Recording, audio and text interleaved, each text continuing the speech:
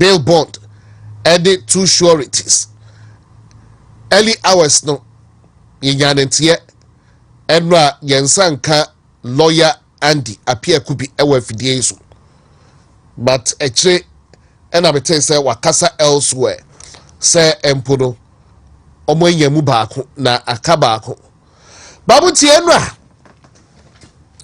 dom kuma ewo branche bedwafie 88 MPs ewo minority anase MPP for yenkofo ewo branche bedwafie enra obo ekotnase ewo branche bedwafie na obo hyase se obo eye business obo hyase na anche ena eye minority leader Alex Afenyo Markin hyase se oka chairman Bernard Ben Entwibo Asiako chairman Wontumi o kire nie yokofo ede no FM ewo branche bedwafie ho enti original ya na o kire nsem no mu edu baby Edra Alban Bagwin enyo no net na akoyanum na first deputy speaker Bernard Ahiafo ena no tie akoyanum enti Alex Afenyo Markin kire eye chairman Wontumi ye yokofo ede no enamu no na usha Bernard Ahiafo enka otwitwa na no kakra but onya kwanya kire obo ensemu ewo ho omo ewie ye no e do omo se nie abadu nti no omo entumi entoa so ewo branche bedwafie ho na kopem se yokofo ebeja eye chairman Wontumi no enya de a omo ebeto agbadie no so ewo hodom ebio na ampa enra omo efri branche bedwafie ho enanti free branche bedwafie eba baabia yokofo asoye anase office no ewo na uhwema na emutwe kakra emu etwe kakra about almost 3 kilometers if I'm not mistaken be 3 kilometers bi MPs ni nyina enanti free ho no mo eba yoko na omo eba yoko no omo epe chairman Wontumi a omo ehu chairman Wontumi omo ebisa yoko adwumayefo a se empo chairman Wontumi ewa hia ebise aso wo building num ebise aso wo hospital na mo mpanifo ewa adwumam hanso omo wai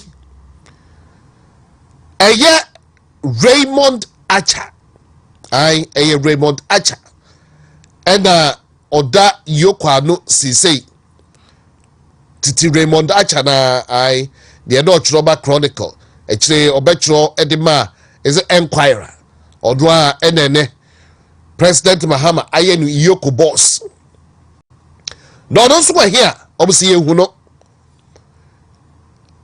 minority edom kumai etu obo ani benkum difa obo ehu obia omo etwa omo ho ahia eya police fo omo di police fo ni bi etwetwe nkomo na afa omo yese ene yehu obia dia ene empo ene yebeda omo shase so obo et nase said ye hwa no omo ebeda because kopem so obo behu chairman Wontumi no enya dia omo ekoba bia omo etnas very soon ye be show videos ni bi edi achiro bo sheba adaruma ye be show videos ni bi di achiro omo etnas enti be no me ensem hodoma omo ekokodu ho no omo etna hodoma be donhwere be me ensan ekọ enan na omo ewo ho na digina ne se omo epe chairman Wontumi na fe ba kwa omo de be so and say bail bond no kura no ase a kire say bail bond 50 million cedis 2 sureties to be justified. Edom kumano echere mu se anu ohye dodo adai titi sika 500 billion cedis omo ekofa no we because me hu se eno so na ebi chiro ena minority for be 80 enti bill no omo ntumi ampa bia ma chairman wontumi no ma akotena se na ha nkwasi akeka ni bia America no tie minority no baby a no bugina ne se bill no esododo no bo krobo ka kire wontumi lawyers se be ya sa bill bond no mom ndiso because edisu a na eba betwa esabi ede ato se enei kotua eye 50 million cedis no ne yakeka ho na chese eba betwa esabi ede ato entiandra edom kuma no afutuo de ensama na omoka no kran se ebe engage chairman Wontumi lawyers se empo bail bond do mom edua because sikado esododo aside that krado na America say ne yebesua ho atua se sikado krado a landed property dai bi na wode beba saa da no krado afa no mo ko land so ahwan commission akwa value and dai no krado no kre say ana say enti kama Wontumi lawyers form ho kra engine then no mo tena hodom etena ho ena afi omo si omo kobra hye bidwefie do mo asa kwa kofa omo ho adwen no omo beba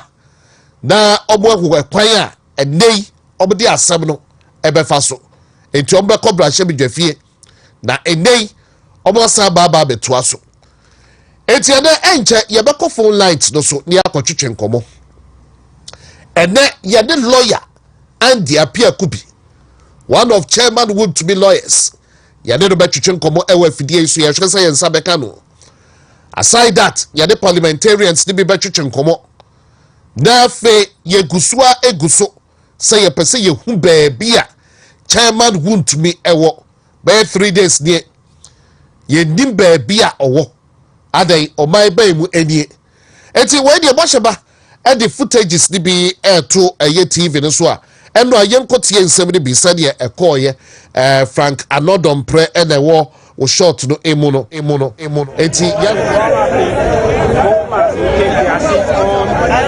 the streets now and continue with the sit-down protest.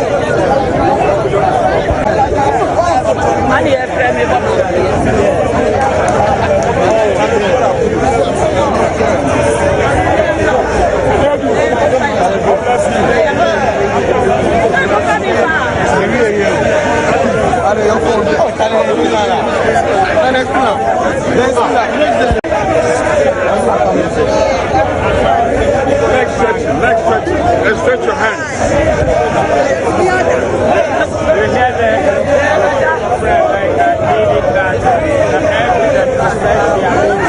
And that's what they intend to do for a few minutes before they probably go back to take their seats on the streets now and continue.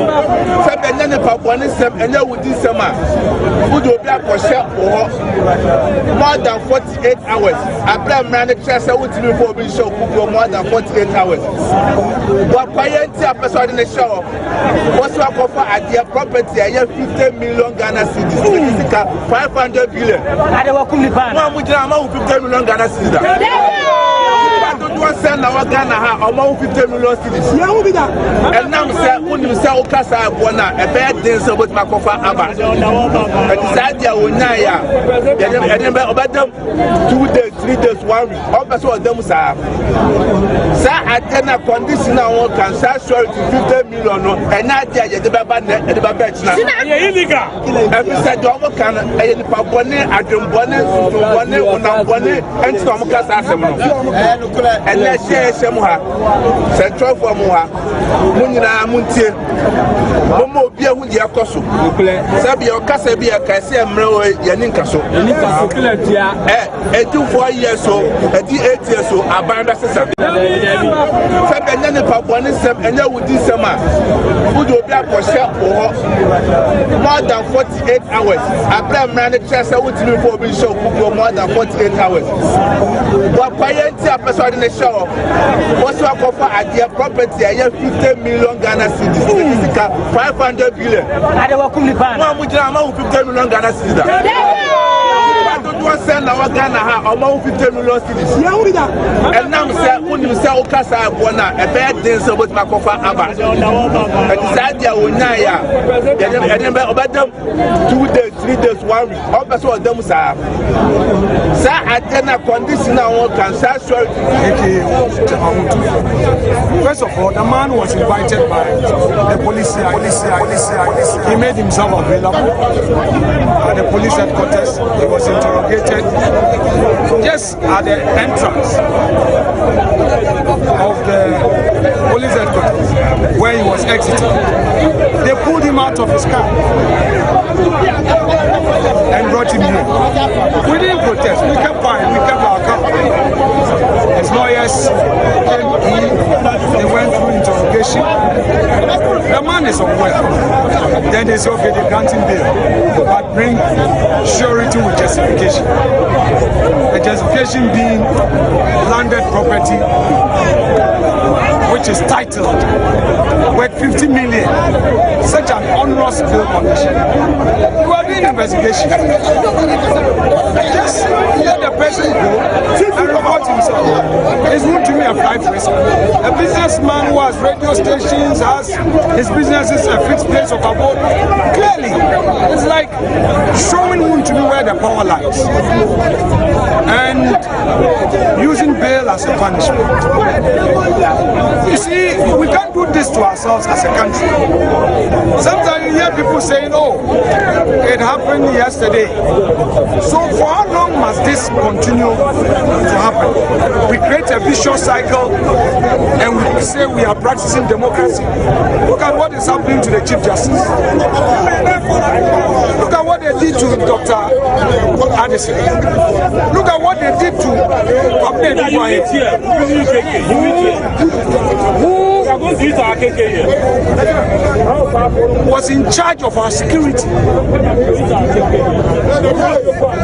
They mistreated him.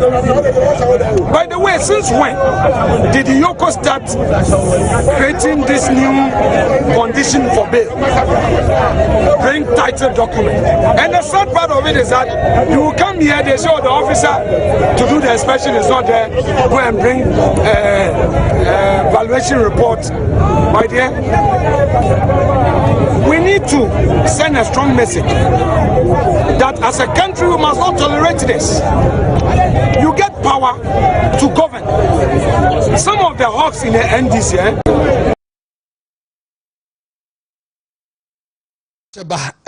menim say footages ni bi nso ewo ho a ekire boshaba de ebebre nti beda sipapa. But then Sani Maka no yepese eko phone lights no so na Endra after say dom kuma no eko hia mu wo ho ma General Secretary Justin Kodia Frempon na nabi KTM on the nominate pedifo dodo na omo nyina make appearance ewo ho Endra omo eko hia ho no na utumu se at a point in time na tempest no so kosro na ebinum eyo mo adwene unse nane 3 days police fo bi eyo mo adwene so obo the car ekotwiafa NPP fo di biso ama ties no kra efa emani bi enai so enwa police fo car kasie ba ko from nowhere odon so ba pick up a packet. So person or diko lu pick up numo. So yeah then you. Then yeah, edibre ebai. Boys say wo am fan chado. Medim say bia boshe babe hu say video no edi amamia. boys no amfa nche no omukra na fe ebufuo eba said boys no charge ye no omwa police because edu ba bia wonte ase police for the enim say omo eye professionals but enkofo eye protest ebi asio omo gada ye no ene fa hi ne kosi hi and omo notify police for share ya hwehwe chairman Wontumi de edibre aba say you notify police for. I've listened to some security analysts and I don't really know. Some indeed omo ye security analyst pa in this day and age and Sansadali to be called board of NHIA so no and then obi kasakra would him say bia indeed he's what he claims to be. Now tie security analyst ni bia omo running mouth ewo media no so you wonder say we no omo NDC for and omo di a security analyst ato omo so anasa say hey oh my Ghana baby akika kro no ehu baby akika kro no ehu pa and then security analyst for bia bu na ebi omo gina ese ye kode ye constitution omo certificate say indeed omo ye security analyst abisi esisi a under President Mahama administration he say Wontumi nje doctor ndi or your doctor no we NDC mu a unje ndi security analyst omo ni omo align who so indeed or a security analyst because me say an Sansadali it will be called board of NHIA Sudia and anything is possible don't do another gumusa and so obviously omo a security analyst they know nothing next to nothing about security but omo kasa omo kasa na chere no yebeba ho enti all these things na ekoso but endo omo ko board on still no omo charger omo de abo chairman Wontumi so why day obia enim na emwa ne yankosha Justice Srem Sai or no deputy attorney general a friend of Justice Srem Sai deputy attorney general waba betro e the Facebook wall waba aba betro the Facebook wall say let me see if I can okay maybe to try the tia emma charger obodia bo eye chairman Bernard Enchibuesiako ebi a fraud causing financial loss to the state money laundering and or say bako mean to be kind or to prevent further dissipation of what law enforcement agents strongly suspect to be proceeds of crime muntio and a second strand of a year investigation which is part of a larger international organized crime scheme. In fact, many be who mesre. Media be who mesre. Because under the Mahama-led administration, yet her and a Dr. Dominic Ayine, ebe ken kai then klata omudi kai try case no abontio and san omudi akokot. Yet your maimuha Dr. Dominic Ayine ebe yedu trailer in Manila. Why ebe kan bro for 10 Bubisa Dr. Dominic Ayine said your dinner no beka ye no ebu de we na court do say and akwa pie court. This is their stock in trade. Near the bibia toso near gu hu fi. You give a dog a bad name and hang it. That is their stock in trade. Me say Dr. Dominic Ayine abeye bi wo memu ha. Yes, trailer in Manila. Ebe kan sem. E kan sem de to kwabna edubofo Signals Bureau. Penino. Actually, what happened? Signals Bureau Penino when trying to go sue Dominic Ayine. So trying to go sue Dominic Ayine. Send some now come no fa don court. Sad obo ye obo niema. Anti fraud causing financial loss to the state, money laundering. Why? Masa, Monfano Kokote. Monfano Kokote. Now, over 48 hours, still, you will to be. Charges weighing the Modiabona, Monfano Kokote. Over 48 hours, still, who hold do be over 48 hours. As of Enra, near Remu by 52 hours, and they attract now on my bay immunity. And you think you can intimidate Obiawa Sasiswa? Say I can several times. I am re. Now, Enra, Bihusa Nana B. Eko can say President Mahama any mubi. Na Rashid Tanko, Dr. Rashid Tanko, they may find a doctor man, or no so the diano. Who say social media, be said the diano, question mark, media who say, Sada Ibika, it is alleged. So those the doctor, the crowd, a man for Kika with social media, said the diano crowd, so question mark. Allegations are air fly, social media, I don't know. From where I said to do the investigation, but also more alleged say Kings be into allegations being bandied around. So don't the doctor and Pacho hold it, maybe push him until somebody him. Now be evidence say did or no so the diano and Sansadali the any bino there. I have no evidence to that effect, but about for the almost alleged the ABIG na tese na the bia koka se President Mahama edim hu bi ntino na tikwa pai na yebetumi aka se President Mahama de ekoso no onim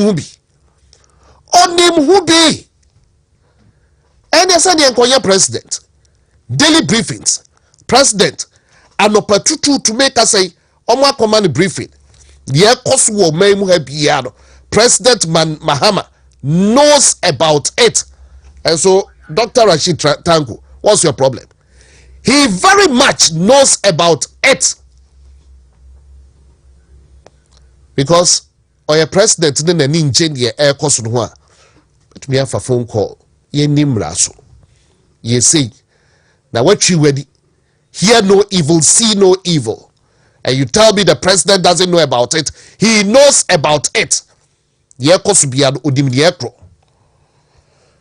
Enti yewa na mehwe say bia foko betumi raise a lawyer Andy Apia Kubi edi amame na yede no atwetwe nkomo bia na adopei watumi Kwaku hu ba bia chairman Wontumi ehya ene na yenhwe de ekọ but Endra minority no maintain say empu bail bond no de ma omo endiso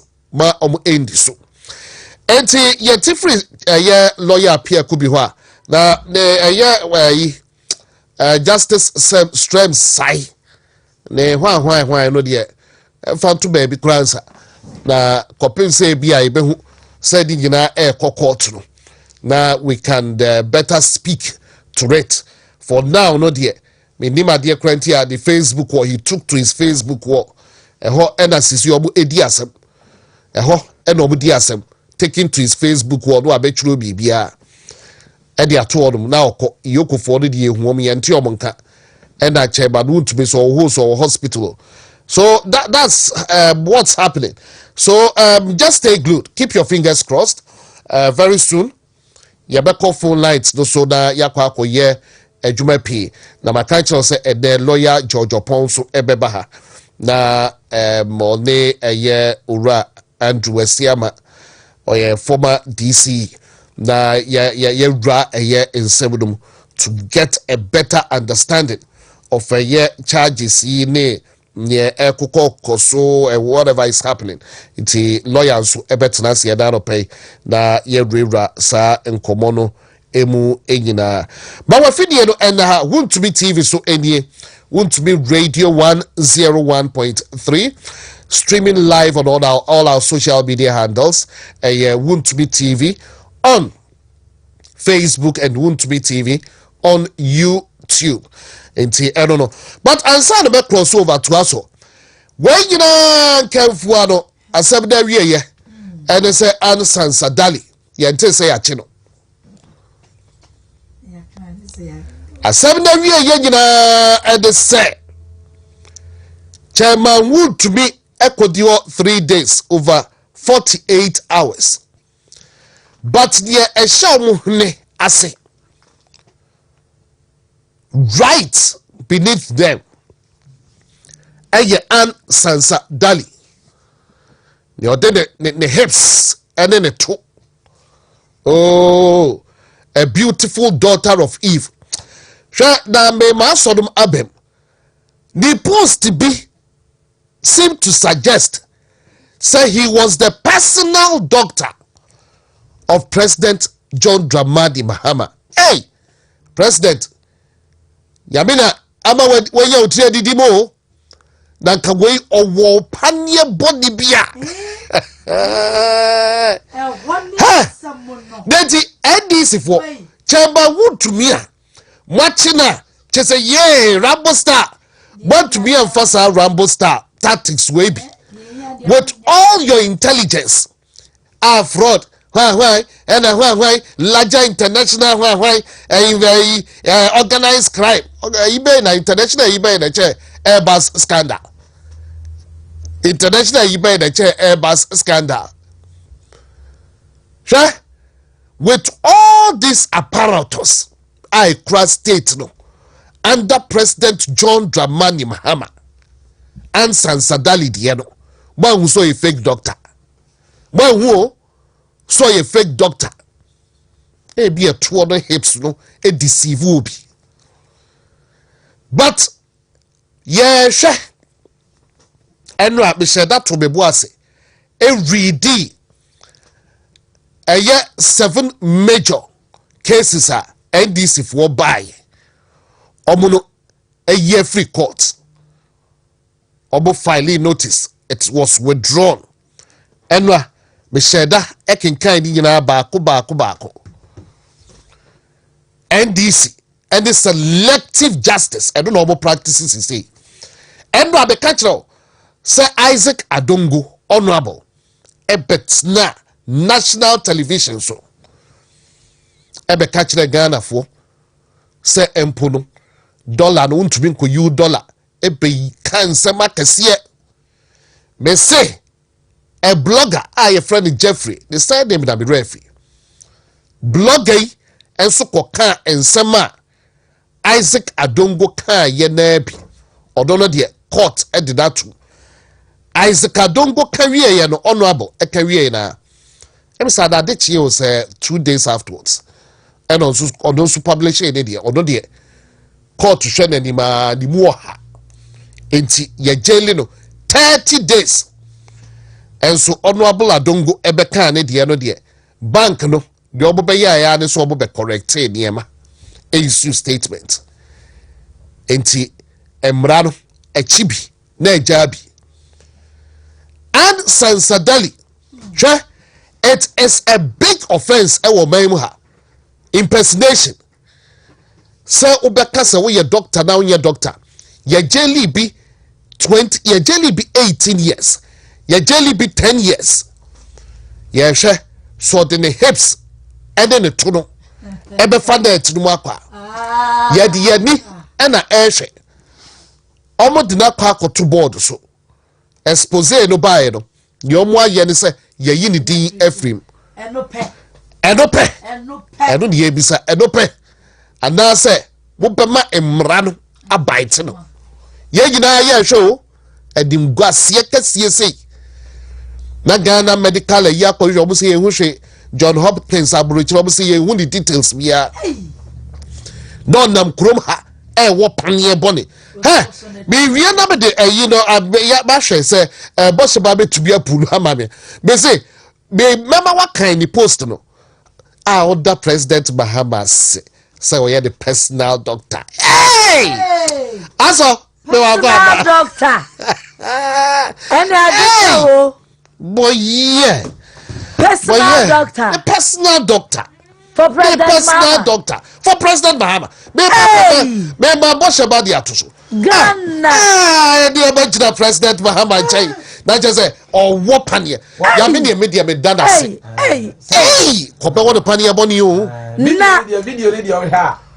Na wo da nyame ase. Na chese wo ka se on say o a personal physician na wo hwe campaign ni mu ene akonyaba ni na timi se wa bre o na person o kire se wa bre o na yaresem be say ho no de lobby because no o person o kire bre a wa bre ne ho campaign yi mu akonyaba di mu nyani ya Ghana na it is say appoint to obi ana say mo be position a ye background checkups wo man mu ana Mame Kwambra now there be Yarisha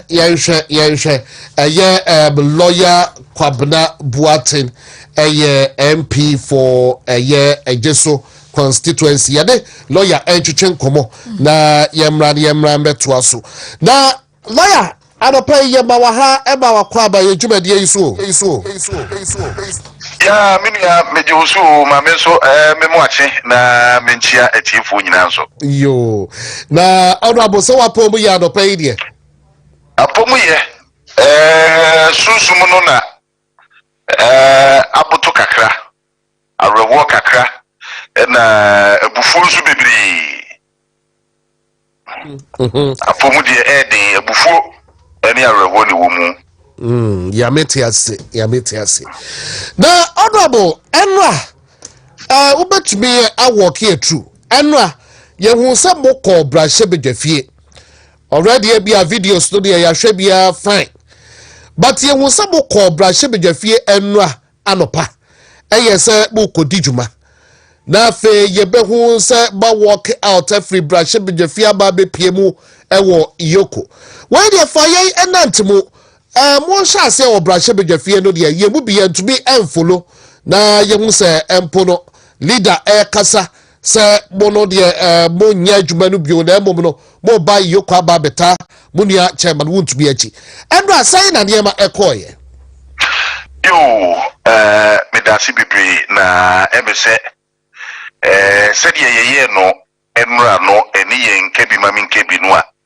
ya fadia to ye ho so no ene no katwiem kama ene ne kɔ if we say emrase bedwa no eye asensude baako a ye kabi mami nkebi ni nyina emrase bedwa ne gyina mfimfi na ye ntumi ntena fie hɔ ne nkatakata ye ni ti sɛ de ye kabi mami nkebi obreko a kabi mami nkebi no so ne sise ye baako ye busu di twifom gu nanimu ase ekoya saa na yakwa yesa abo ya yefe no ostrich ya ne kontintintin ukugina mpo ano ana watutu fom no diti ahye ho na adwen ye ne so watete na ne refi se ni ti na hye fom ne mom ni pedi akakraka no de ejira ho kabima min kabi nkro no a ye tena mrase bi gwa aye no sa kabima min kabi kro no a so se sempo yesusu se obi aye boni eti amamra se nipa no di bi mu a kopim se ye de ne be kokotu no temu ani ebeka se nokure wabu amamra so ne no mpo no ansa ne beduru ho no se nipa no onifo na wonifo no so no ye treat nipa no te se you know ye ho nipa onifo na mini apeni ye mra ye di ye criminal jurisprudence no e wo Ghana ha no ma the power for the grant of bill. Now, law say a process for the honorable. Wait, honorable Bajotemenga. Wait, the honorable Bepacho. Said the kind of protocol let me crave your indulgence. Why? Now, me obin chuchu komo si maybe na ben sambra won chances here. Why? I'm Pacho with Wadaro mapa. All right, me call Ahmano so quickly. Now, me de a year lawyer Andy appear could be achuche and komo. Na okay, kabe share any. I think the line tripped. Lawyer and the appear could be the line no very much engaged into and kabe no a remo preko, but I think I missed out on that. Otherwise, let's revert to a year honorable Kwabna ɛyɛ kwabna awo ɛyɛ ejesu honorable kwabna buate. Let's refer to ɛyɛ honorable kwabna buate na yɛde no entwetwe nkomo. We had ɛyɛ lawyer and the peer could be on the line. Mano hold on tibehwe na yɛntoa ɛyɛ sa nkomo no so Wontumi TV so edie na meantime in between time ɛyɛ boshaba later on no yɛbɛma no ɛyɛ sa ensam so a ɛyɛ Nkansah Dali the babato the page hodom claiming to be the personal doctor of President John Dramani Mahama. All right, so we crossed. Oh, here we go. Congratulations to President. Dated December 10th, 2024. Edino Nkansah Dali. Also, congratulations to President-elect of Ghana, not just Obo President Mahama Abaso. Congratulations to President-elect of Ghana, John Dramani Mahama, on this well-deserved victory. Oh, we didn't Nani Aje. All right, I have Honorable Kwabna Buate. It's Monkai, Bibiana Masa Abaho, Monkai Masa Abaho. Now, Honorable Kwabna Buate. Well, many thanks. Na me pacho na oboy en komonti pacho biti pa. Enti ye nyina so nyina ne say ye criminal jurisprudence no the grant of bail no emre wo ho ne say ye mfa ntwe nipa na so. Say ye court na grant you, say ye police for na grant you. Lord ne say it should not be a weapon, a tool for punishing the accused person. This has been the jurisprudence here. Ya kan wo court wa emra no ye di eye adwuma. Na ekoye de na needie the grant of bail. Aba be ya dia ye di aye etua ye di punish political opponents. Ade che ye dabe ye bidru ha dabe. Enti si ebule ni gu we so, ni ya si akotra na se bedwam ye koka brofo akese. Ye kobo ndisi fo amia ye adwuma ye kotintim kaduma minkabi obruko akaduma minkabi no anso na nim agu ase na ye se no dia na nye ye ene ye beko yoko ye beko police ho ni asase ama kaduma minkabi no asase ye adwuma wo ho ansana ya ba beke brofo e wo mrase bedwemu na ye kan ye nka se aban susu se obi aye boni a ma onfa no fa mra kwa so emra kwan ne se the grant of bail yemfa ntwea so na bail no kra no ensiseye no ya fa ho a ye de ma bail ni nyina ne se enipa no a ye de no aba be gina mra no sie hia no so mra court ana se wo me gina mra no enipa no beba empepi ye court wa depending on the nipa no ye de na ba be gina court ho no court to the ma bill no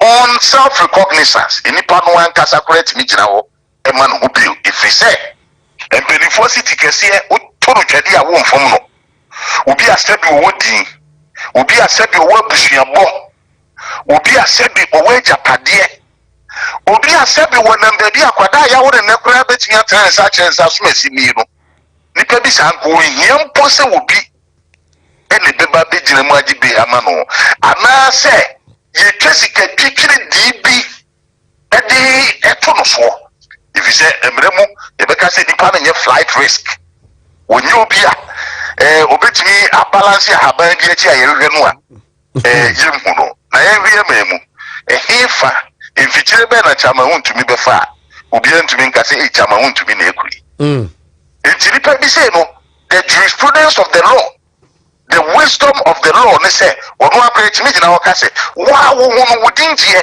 ene wa brabo awabo ene wa busuabo wo yire wo ma e wo Ghana ha awo ye sufficiently connected to the jurisdiction eti kenya ni be ne asebi eburu ye nkokase ye nkonkofa ade a you know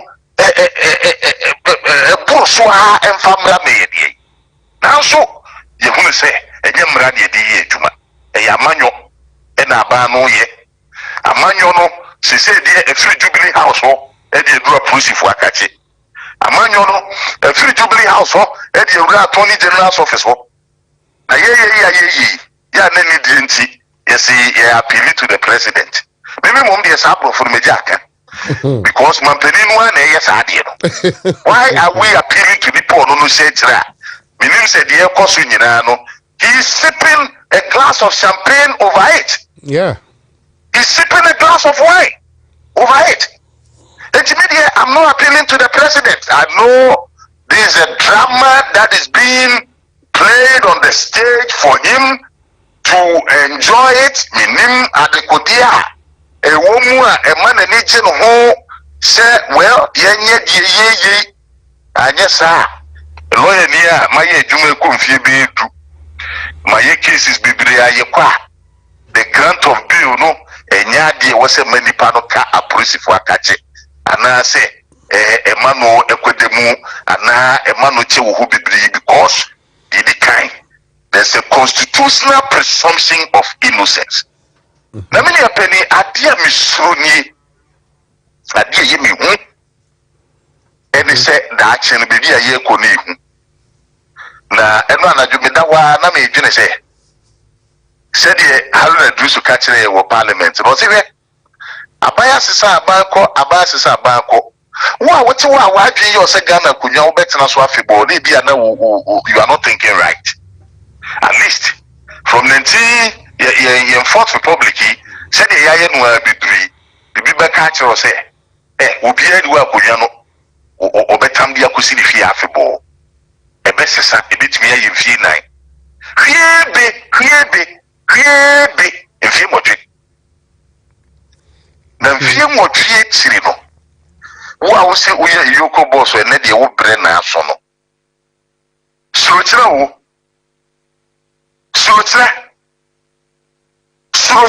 it is a say wo hono potentially actually in the next 8 years no so no yere no ma a potential business. That is how serious the whole thing is. Wo MPO, wo minister, wo DA and wo se sinin wa ye ya kire wo no. Eye wo de, eye wo fe, weni aje no. Weni yi.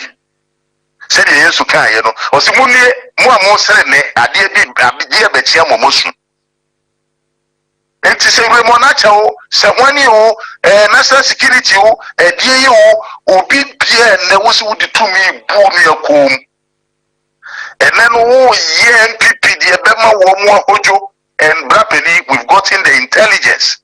Say and yet Wontumi Nkwane one list and also. Or more list of your party for penny for be prom person much warm. One after the other. Na womo a cowardly into absolute submission. Said by any you say near you, I want to be maternity TV stations on Nkansah. Wontumi tell radio so Nkansah. Let's see, I can't want to forever. Maybe the emission na meka. A bedroom baby, Accra, Yura John Dramani Mahama said, you pray, one executive power, no, meaning say it is at your instance. Bedroom baby, no, maybe Accra, where for a bemu. Na utufia woji wa home. Na be na wo maybe afi na abanfoforo bi so twen mabo so. Obehwe na wo fa asefo bi. Na afi na abanfoforo bi so twen wo mo abo so. Satam na utire ho fita ejene. Kasa abre no nka ahia somdwe na jakora. Wo de adwodwo ho sɛde mampani kofo ene wo dwodwo no hui. Na afi na enensem binti also abai bi eba betwe obusuafo abo so ne ne kra de se de yaye no akuduri ya bia unu se ni kwa se wo se wo ye boni bi mpo ansa na national security for aba bitwa wo fi mu asia ni kwa so se wo ye boni bi de hia wo bi kra wadi mra so atro petition de akoma mampani se me na me ba bi me hu se ajaje fo asem da wo manim no wo mo ne lawyer fo bi a wo mo wa asem no mu akwakosia nti bi dem susu se niema bi nkoso yeti mampani hwem wo tro ko mampani o eno mpo ya koche no ama ne yire kore so wapon enti de ekse bi se bre bi e beba no ri mampani bi ba e hu yi ase sa akwada no okoye bibi na national security fo akoyire no ne de me ka de a kire se yensuro kina me de kwabena mi suro tena wo mi suro tena enam se minim de besi tena nti mi suro tena ti ye bibia no a ye bibia ye mfa mra kwan so na ma ye nkonkoye se sebi enetumi na aba nti be kire wo mu bibi na me de apani ma me nta wo mfa nchato ye culture no a eye the UP NPP in political doctrine and culture no are survival and more than degree. Their survival. In the dark days of Nkrumah,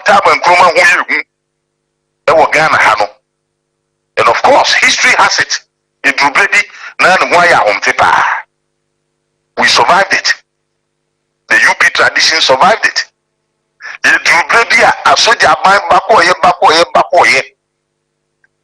We survived it. Runners,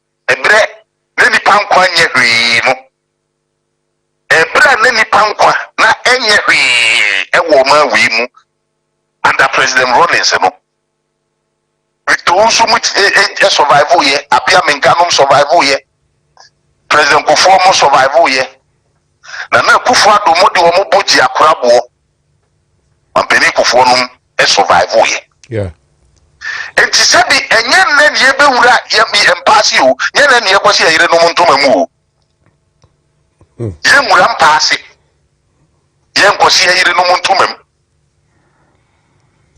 se wadro kura no mo de ye be gumo mo fa yi mo yen omo emo ye fiko na 88 no ayaka mra se bedwem ho ne de em se Trisa hono ebi wo so mu be mu wo mu metabri ye nyina fa ye ko ye wuru se o me ni aba ne ko to ye Yewra John Dramani ma am so tu aba egui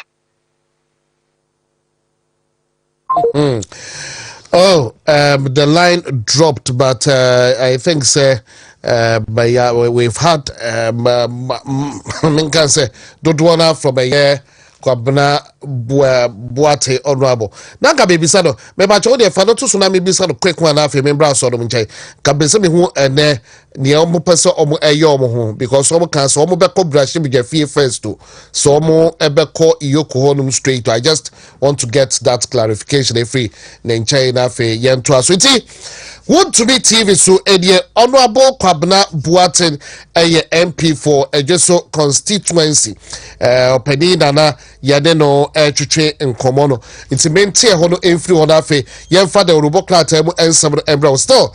Ye hwesa ye be reach out to honorable Andy Apia Kubi or no the lawyer for chairman Bernard Entry Buesiako hwesa yen sabeka on so ne no atwetwe nkomo but enkodi AC na me pese bi hu ne ne parliamentarians no ebe say bi obo parliament ansana omo akoyoko anase straight up to iyoko ya better the te everywhere but foko aso yanto aso Hey etu betwa oh this too shall pass version of Dr. UNO hey this too shall pass boy abaya de no okay Bashaba me da say but we dey Bashaba wadaroma sa fa letter no eto so ba be da ben kind taw na fe de men ko foko no enchai me de atiefo enante me na fe men ko foko ne aso all right so it reads congratulations to President-elect of Ghana John Dramani Mahama on this well-deserved victory. It's been a great honor serving you as a personal physician, especially during the difficult times in opposition and throughout the very tough campaign. You did it. Or congratulating President John Dramani Mahama. The way you know, you say you say just say, oh yeah, the personal physician na name one day. All right, me that say now boss of me that say me kwa manu so quickly na me lawyer Andy Apia Kubi atwetwe nkomo lawyer enado pa yema wache ema okwaba ye dwumadie so na mpacho ho de yada yamiase lawyer Me ban and Saturday and the FDA. So last time I had no chain como na a year and regular na ye percempo and Kiate chairman Wontumi and said the hotel saying so where he saw where he by your son can I and Saka idea. Yes, a man said you being the lawyer for chairman Wontumi. Lawyer, me pacho day necro na Kwaku drew him. No, with us, we share what you put in now. They all say, about me,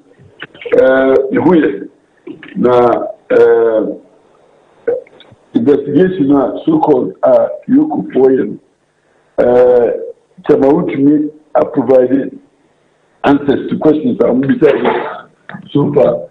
Now, let me put it on record, sir. We know what they charge about me for any offense, except say, Yoko allegations of possible commission of offenses. Now, remember the piano, allegation of maybe away. Of course, financial loss to the thief. To say, oh my God, I'm almost economic. And who you should move and now you remove away. In fact, that the new is common. Almost the best time as I share you. The second meeting with the numbers. Now, a whole application for bail. So, the numbers should be necessary. We could see that almost player. And they said, my bail conditions is that. The bill on me 500 to 50 million Ghana cedis.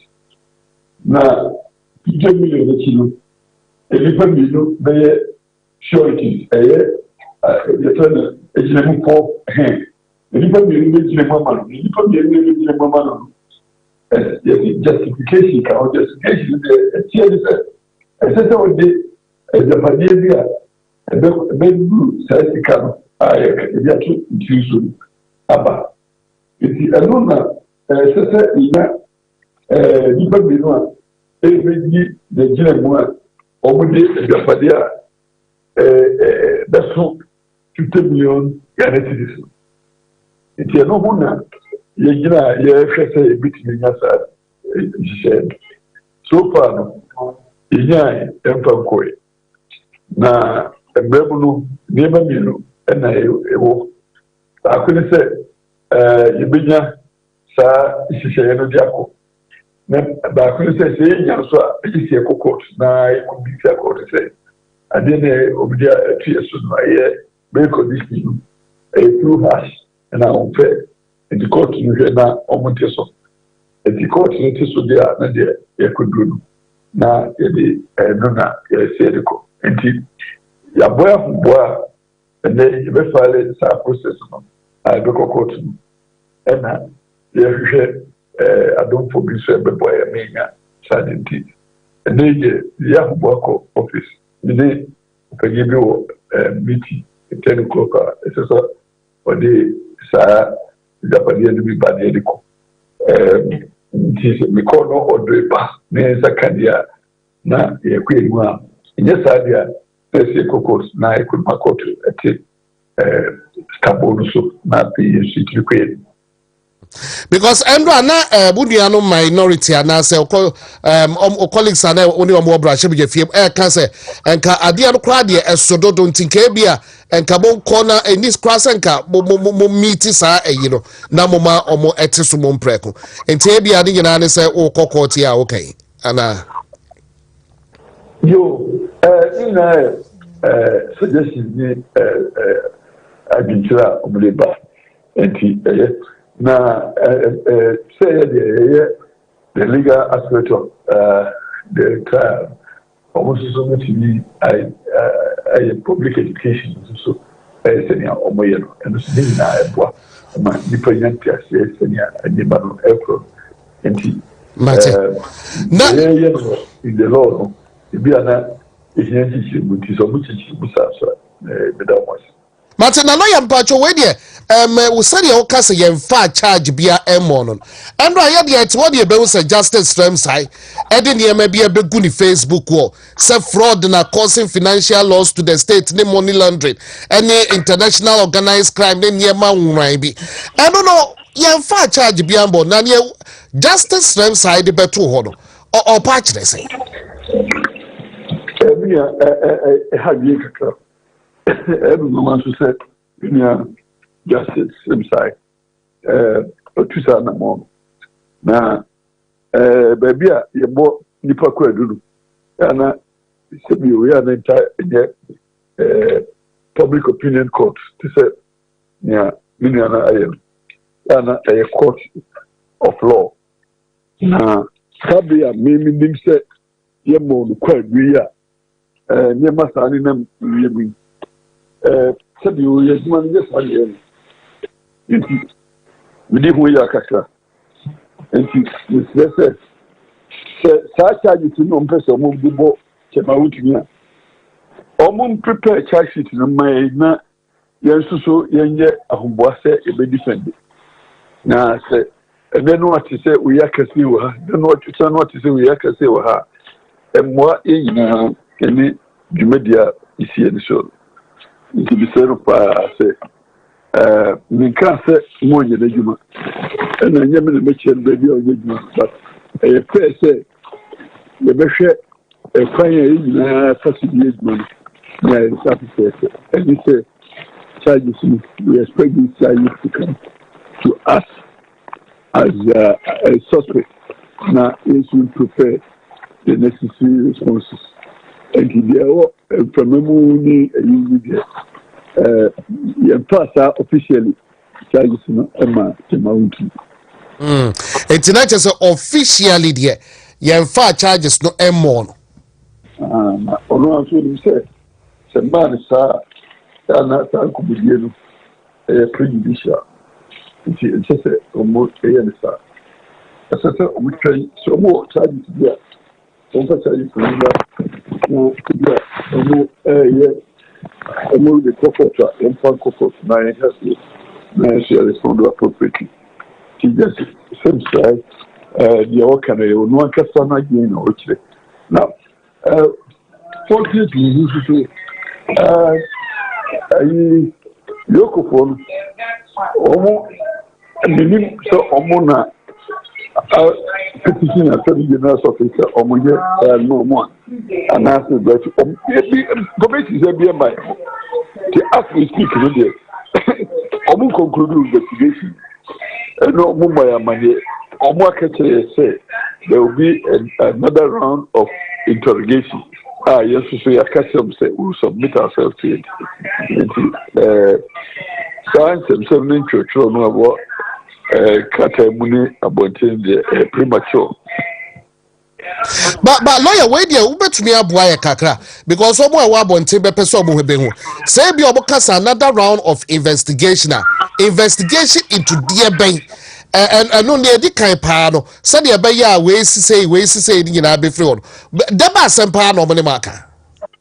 And the market say allegation we say there may be a cost of financial loss to the state. Because say yem fan omnibus allegation no sir. Then you say you may go into the details because officially they have not prepared any charges against us. It is say you discuss it in detail.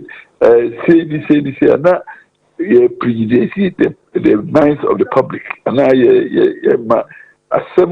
I question publicly now I said you could start to see a trial in a public opinion court and your papa. And my emphasis I say general charge there born say the name be away and my Ghana boka causing financial loss to the state. It is almost charge now the elements near the number charges in second you speak to specific charges of their mind, but for now what we say almost you should submit yourself say because bi obefri bi ebeko ni ko issue na lawyer last one answer baba wako yedua chairman Wontumi and I be see the hospital I be see we Yoko building minority ko ho so ni building maso hospital as we speak if an chairman Wontumi e wankasa baby biara wo biara no e wo Yoko for nsem na mum meka bika ka che wo se chairman Wontumi na ne ho emfa no enti no ohia ayaresa enti no ye o baby a o je ayaresa nti sisi ade o baby o je ayaresa oba nyina no ane ho to nyina no se na mukaya last week Wednesday no be friend Mr. Wontumi se obra na ACI the headquarters on na ne ho fa no nti eno na yina so ka se CI for the se Wontumi ho fa nti Wontumi masada e mai no mo ye hihye se e de sanity de empa ko se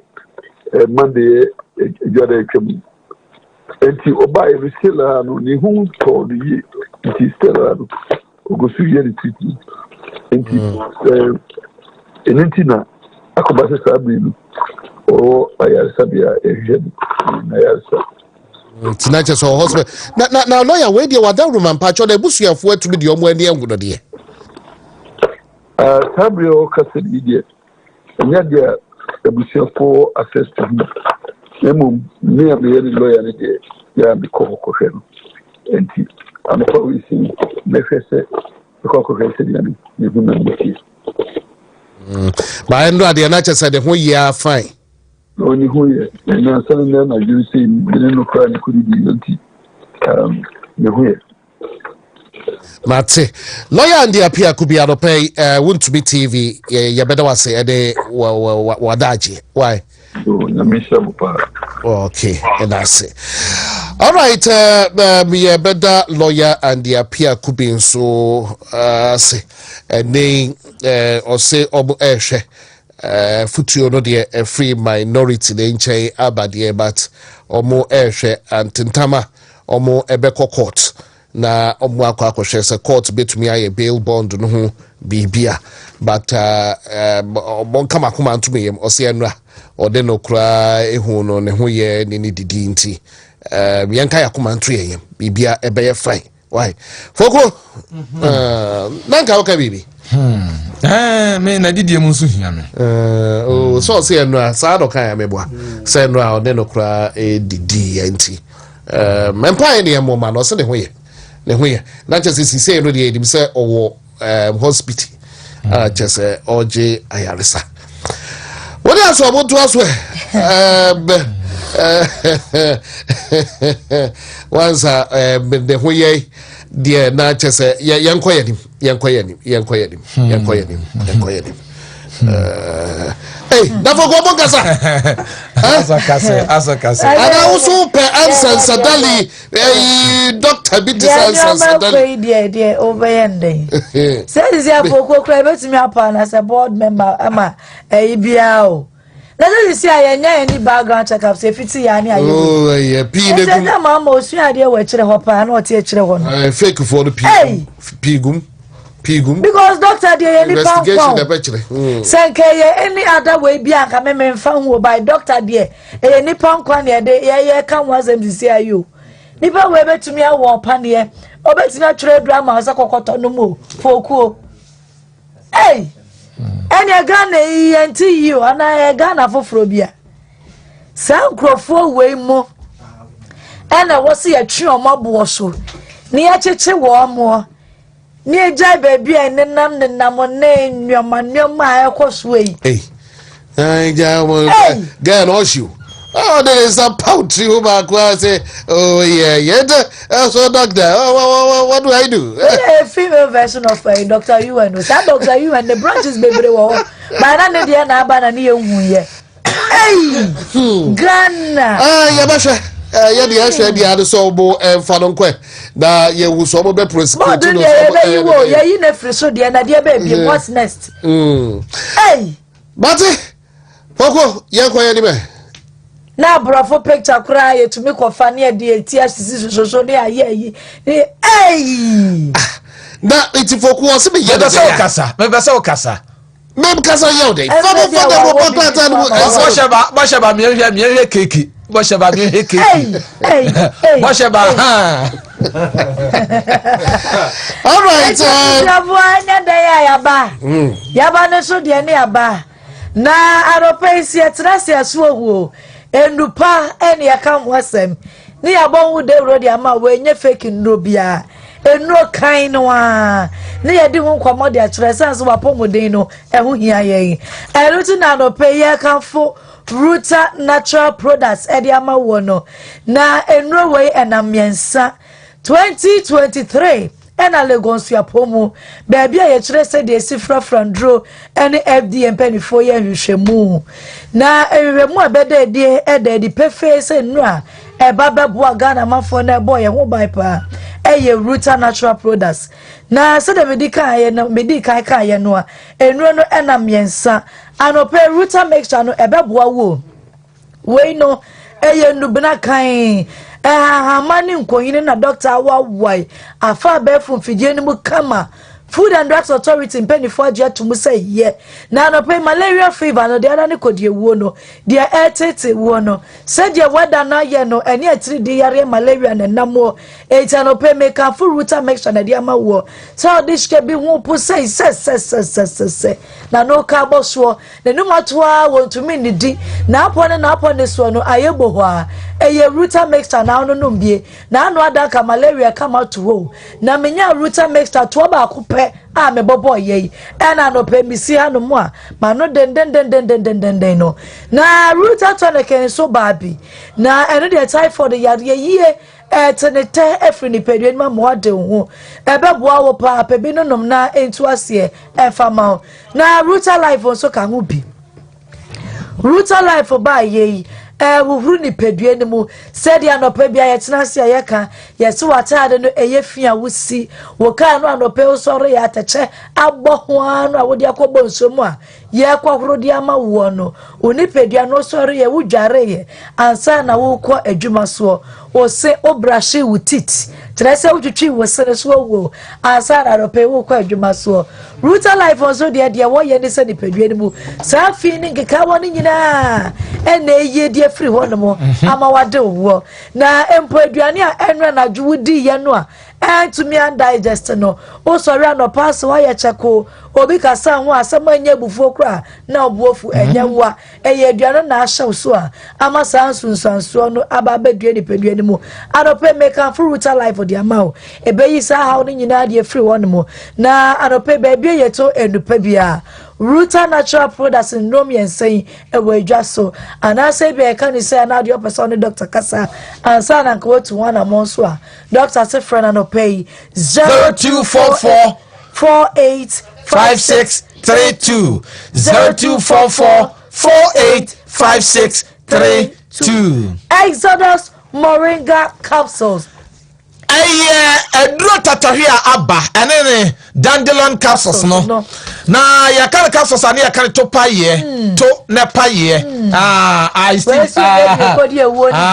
see we to paye ya num koni pedue na eyi yare wa hudo ni nyina de free one etienie Exodus Moringa capsules and Exodus dandelion capsules na Sandra we ya kan wasem e de akire wi wonu mu a say diabetes pressure ane ne kika ho nyina abada ne afiri die mu ama hoato ntini ya kanfo abawo say ko pebi na no mai woni obenum bia di mu adanse na amanfo atonyuma ma no no say Exodus by asiatic huna we jani akote asiatic huna we jani enti wo ya dia no wo bodi a Otua oto nyomu no akoduru ho ana de wo ya de na hye ho say ya fever na de hye ho say ya de bia na de hye ho because Exodus Moringa capsules no dandelion capsules no ebetu ase aba ho ato na yenum na nopa awiane anwumre we mienu anopa we mienu awia no ene say anso anwumre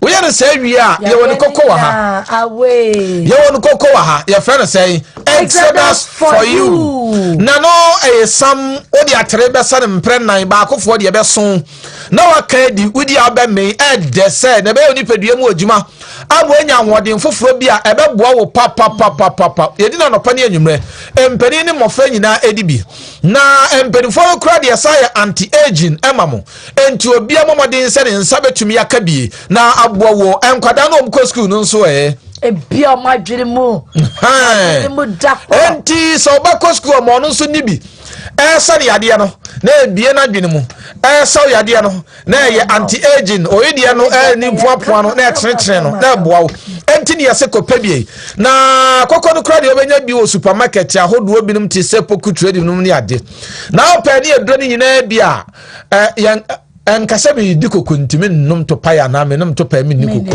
ye ni nyina abom na muwa ko baby eto bido ne ko tobi ana so be fe doctor ewo 0544 447033 0544 Polytank papa no na wey anya bola so rubber bia wo ko force sa bola so rubber no man na ne dia ba be so say tank what Polytank we Polytank dia he masa chasoma he da ye no papa asum ye mvinja be dia sani you ene da so sum ye enti kope Polytank fa kura wunsu na be boa wo pa amane nyina akoyie keke promotion we Access Bank ene kan fo dia ma wo say said the only Access Bank said the so sum my Ghana de share some power small customers you know and the one the promotion number said faketu abeje kese 250 Ghana cedis fabra beto account mu ana woni account to fa be account to honum wunya yesa pa wa qualify for promotion ni bi promotion no ene ma wodo betimenya no wo mu bi ni say 500,000 shares PS5 iPhone 16 Pro Max ana say Chromebook no won so sabetumi akabi Caritas platform no so agiatum ebedu September na atwam enti kwajo de sa abrei entwen ma September ni nuansa na ase ntwam na wan hwera de kwana kwajo de na Access Bank se nkrobata bia bo wura hodom wo ma to free number woni credit kura betimi afre na essence of fry ento number no ni 0800 004400 0800 004400 Kivo 4-in-1. Why you get us chirem katem ya ni da wono. Esiku fo nya bi akwantufo nya bi. Office me forfeiter for mesin for wo bi ade hia bi. Empani ni mofra wo bi di bitene dem yi. Enti won so kopa bi wo say shop ahodo no atonto provisions no. Now so aya didi na mo companion. And ye didi ya na yen contract ni mo yi. And ya na do kata do just na no pe de brewo ya de ni ti ni kon sisi ni ko toje na beti na ba koni na mposo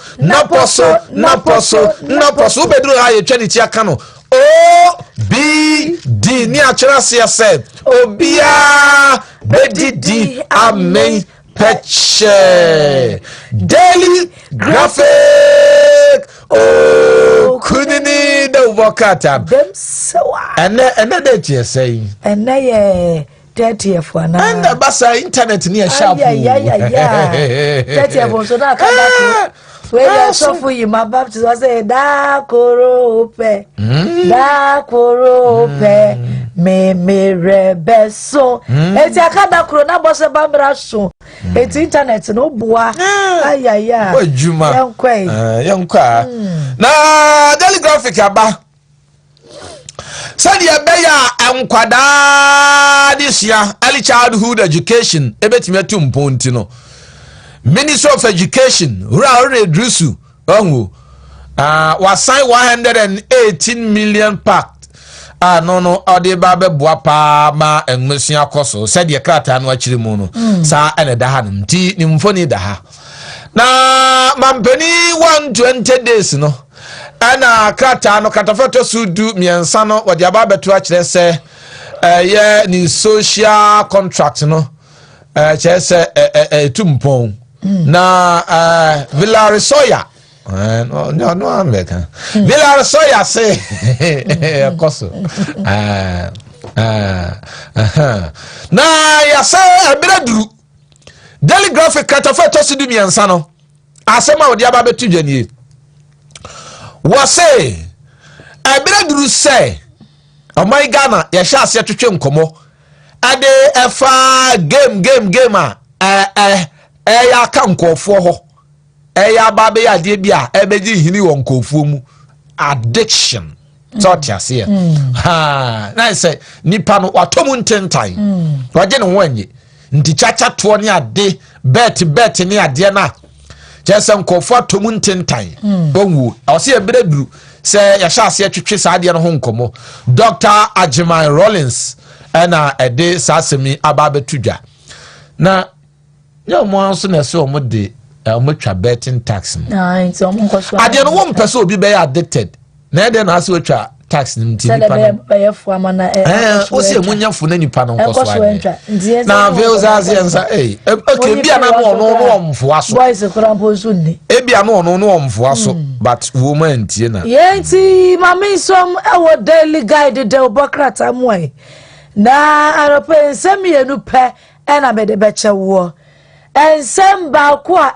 ede ne ho me na yeso akwase anko a na so ye de no enye ye ne me etene so akoto so unu abodwe se hye na wo wan se influence wo de wo yes first kwa na se influence de ene fa de num ene fa num esa se firi ne so a ye de be ba so obi nim de eba ne so sisi a rambo style of yan kire no yan twan toronto ne so yan kase wa yese ne sa de no a eno ada elonkuma wo man mra so bedwefo monya bresa krodom yese ye yuti na sa wan kase otiri ho a galas punk joe ye betwa bi dia soawo ento amotra mra so bedwem ho no mo dwendwe Ghana wo enye yie esa se Ghana de chena o se de bia na me kase we no ohine ba ta kase mi se ya Santa Maria na enyo ya wo chama wo mantemu eso chama be ni afia no asante mantemu eti si wo enrada edom kuma no ne tetefo na osan ne kura woro ni shu eti ano na no pay edakrata na ni mo no mo a ene say IGP yo no so sisi ade apostle 49 wabo ma ba so ano pay daily guide abo ho amane yo ani na chese ye dey sisi mo adwuma SMB test and you do dey be sisi mo adwuma ene ye fiadra edikio edike SMB test SMB test aya na ye dey chire mu edro na ba no Paula mantem na wasne dikamfo mama SM anope meka for ready amount akoye fiada na ekira ye madwuma so yi e ma no no bia atenka no e be hemu kena erama ne so no bia sisie no 360 chimuno why no ubetumi abo adwuma wadre adwuma ohun adwuma mesi adwuma na say eti adwuma bia wo ye bia anope nkotonkoto si wanwo se wotena se de yete heya on se office adwuma kwa ya ntena se esisie ya se ni pedua na Nkansah no asisie ne nekuta ni pedua no enti se sisie ne nya adwuma ni pedua ne wahene wo bre eti kwa SMB test ne so ama nti wo bo SMB test na usisi betimi akwa anwan vita fo mesi fo office adwuma fo yi wa wotena se wa wugina ho je sisie ne de ye de bibia edu fiada so ye ntufo ete ho no ne so no sisie no eya adwuma sa ho ho ne de ndi asose nti a mo so hera mo medi ho adanse nkire because so tanom metano ba nti mo adanse de bi no na ya ka ne saye no so ka atenka no so aka ho so ka ho bi wa wo ne bi kura no ebema wonya atenka na wo bi so asa hyemu kena na atenka ne ya de den atenka de wonya pa ni pedua bia enipa da sani bia woni atenka na je se wawu ya de den ya ase wuo ya de den me say enipa da sani bia woni atenka no wo ya ti ase wuo enti obia nkopra atenka ni bi aya SMB test na be mo nya atenka na ebia na na enya no nkwa na eyo say ye ulcer say ye diabetes say ye nemunsan ya de bi no na wo so kokonom Dr. Penny o de SMB test ya eya wanwade yi ba yi wonu kuro ya wo ye expert e wo stroke betenete na stroke odori de won fam ma bonte wo se bra na so ye no mfa duro nkan na mfiri ho na wo nto enti bia na wo ben finfin mantem obekọ he mankasim ba fikru Oben Nkansah obekon Odoko official town. My ama doctor number na wanyira nti number no nie 0243989368 ana 0558379545 Chronicle Breso Samde Ubokratano Young Chronicle mu Funny kwai Chronicle Ubokratano ba ye no was NIB National Investigation Bureau kanini from BNI any adane no ye ntwabutu NIB na ne atiane say ya say wonu makwa akwache 3680 slabs bia no eye cannabis e wo voter rigi ano wasam ano no enti usane ba ha say ya sa wo man Ghana ya tena ya ano no chese yetum ni ebie ye US no open close close and open close open and close obinyum no ano na owura Jinapo Samuel Jinapo kire say eye chese eye nimguase eye nimguase Samuel mampon kwa meje no kwaji se mampon na otna ya nti honso du mampon e friend kwaji okay e friend kwaji mampon fodi mi se e friend kwaji ye se jona ya Kofi Aje yo ye so jona manager Kofi Aje honso fi mampon nti na ka se Samuel Jinapo na mampon fodi mi se e friend kwaji no honorable watch say saade no mo ye ndie nimguase America memo my Ghana ya tire ye wo ho ya mo se ye di kado akotum ya tum ya ye bie chese bo tabe na mo di tumu opi na dia na ma mu bie ye eno wasem e wa ha and you say retired officers be condemn attacks on former IGP Patrick Echampo Patrick Echampo na emulate herbal supplement. Where you have a papa so Kantanka, the African star. Papa Kantanka ni. African Suromano. That's Suramente. What the other Pabagano? What the Abentomie? Emulate herbal supplement here by ye.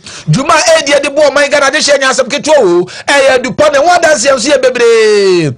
Ye papa, mo Yamish Koswensha Wati. Sa would you drive by ye? Na a tunya wasi na chese edio jie eneba na papa poso safo Kantanka mo munim so wo ye mfidi awodo bebre wono na ye mfidi akosi broni ntumi kura nya bi wono TV kura de obo nsem na aso man baba na adum kosi broni be na bi eju achie bi manim Ghana ma kura de rame nanka onwu se wo unu se mfidi awodo ya wo nyina no nipa na be yisu sabe pepe na ya dia be da yisu atene de enu nti ana ne woye ne se wakwa akoye emulate ba supplement aba enwa dan se ni bi ni say woni a doctor declare wonim so mun kofie nkowu emulate ma ma tie si say kinko woni a wada e poso a doctor papa ba wonum ayare sa ho emulate ma mo ni daso woni a empo wotimi bubuo ebi no waye di wonfira ma no ne eba na che se wabenum emulate bi na manya pomoden mapa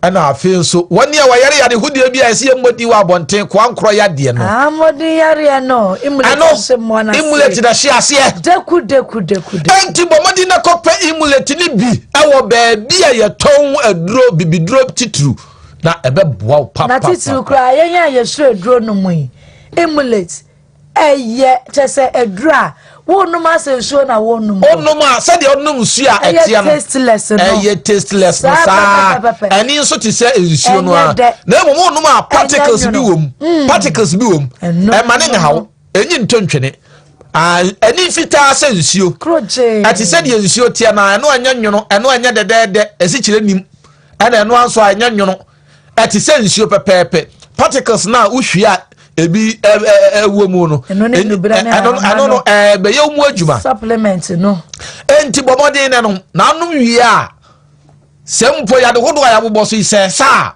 oya de no te sei ketwa bi ebetu asia ma nwato okokole na ka ba shop asta obetu ndo sopu na ba bi eto ebido bi aso benya bi ato ye ma ye papa apostle safo kantanka number se frɛ no why na ne ni oya de bi awo mu nkomo na obebo number no ni 0535112873 0535112873 Gasto Gasto Mr. Enani ya miensa o Gasto ni yasi ya dey yafurumu adwuma yafurumu oni amani ya bia kope Gasto kude asa na ya Gasto wofuru na yekapu uyem samfuru wana ede na esi wo uyemu kope Gasto Mr. Ya ma menom ya ni amani yiri no mai sa eba no ebia efiji kom ha oni amane na dodo asese ba na ntumi ma eba wote ya no anim anyinya wote dwam kra na oto ade ayento obi ba no ohwe anim na otwa fa nche was maami na anim mu achese omura wantene ni konya wo konso to no se edwama na wani mu ntia anya sa na nka atie o e situation bi na do ayesa wo to office nso a obi wura no opias office radio mani mu nti ugu adwuma no enya openo no say you dey na your boss one o kai say enti abusia bobo ni kope menso plus mr ne bubobi na fili aha traffic abeba sign bubobi na fili na emwo ana afe emema na mojunso ntentem no church yase ana so ojunso a wote yawo wa ojunso a wochim junso nyamadwuma o junso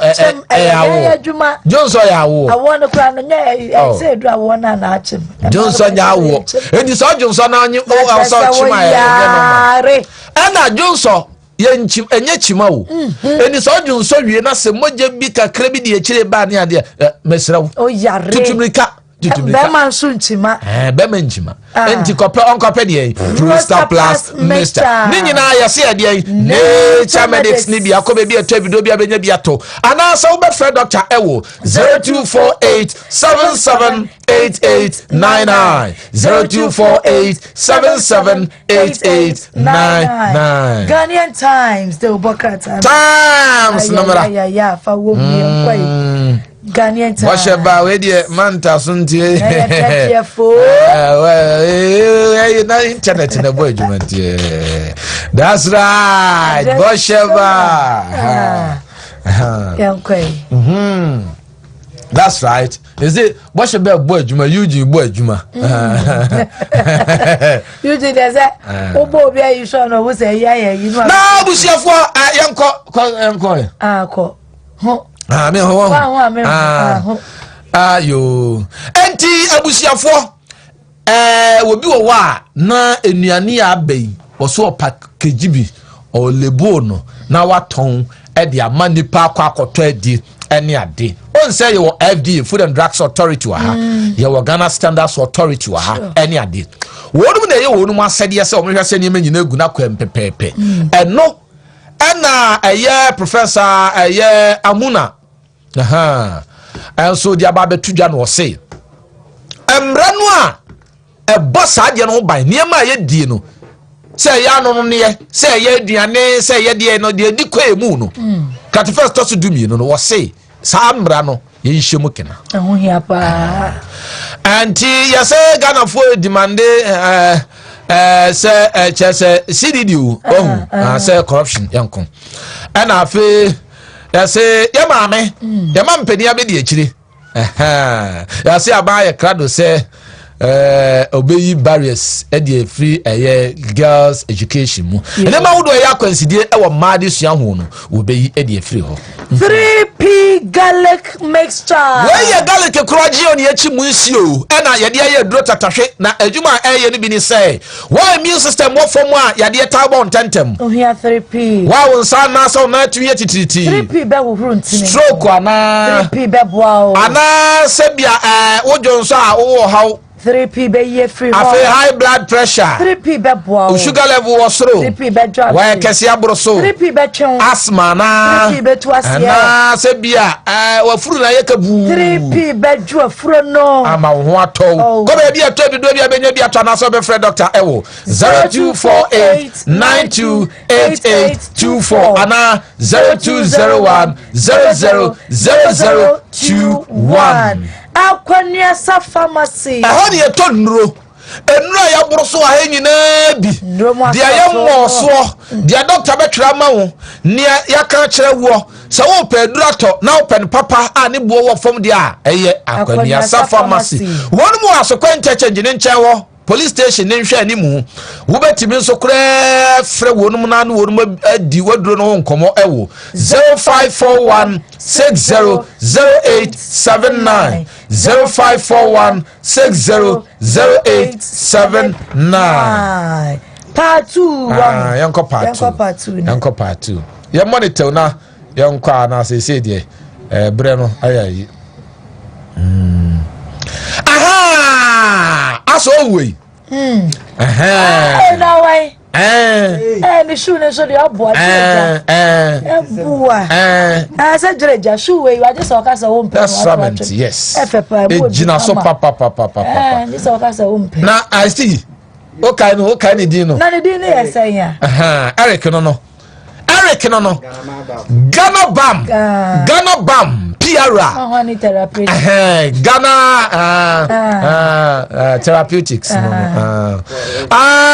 wonu na chese Ghana Bam ne ewunro ni akike ka ho ne ade nyina no motate ne kaso obo da Europa Eric and your birthday enti you wish you happy birthday. Hey. That's right boy and when so ye hunim Teresa Asante Teresa Bebre say well Christian Service University Kevin say the young politician and they say oh shoot happy birthday Teresa and when so ye huni nana yao Dempo aprade and wo na aprade ho no on say unit committee chairman Aprade unit committee chairman or Kevin say oh you should happy birthday and now when so wuni Antiales ebo maame ye so to kenki Ashama Lebanon zone 2 and wo we dey kuma se dia kebeka se ho ya krokoje kenki enti maame Alice happy birthday. Ena yenu aba wadasu ede Elizabeth Duchumwa na yonso enowo yonso anope asuma dudu akwasowa sowa ai na nsenya yekwo ye stories wo yonso no so wakonya mami adafo wo yonso o kwa kan yes menka eti ma me so was ma happy birthday why yes menka kan Omo by my sowa. The double K. Hey, now I see say okwa sorry o. I see. Okobi na ache. King's Royal Ministry. Da ebi anana damfo. Ebi anana damfo. Okopa. I see say na sorry no. Eti we your pastor's appreciation. We nya ba bia so anyina etwa. King's Royal Ministry. King's Royal Ministry. Na me ya do my pastor's appreciation. Na me ya do ma. June 1st June ya kwasi ata. Prophet Emmanuel Kwame Ejay and Apostle Dr. Emmanuel Nana Frempong. Nti yinhia won.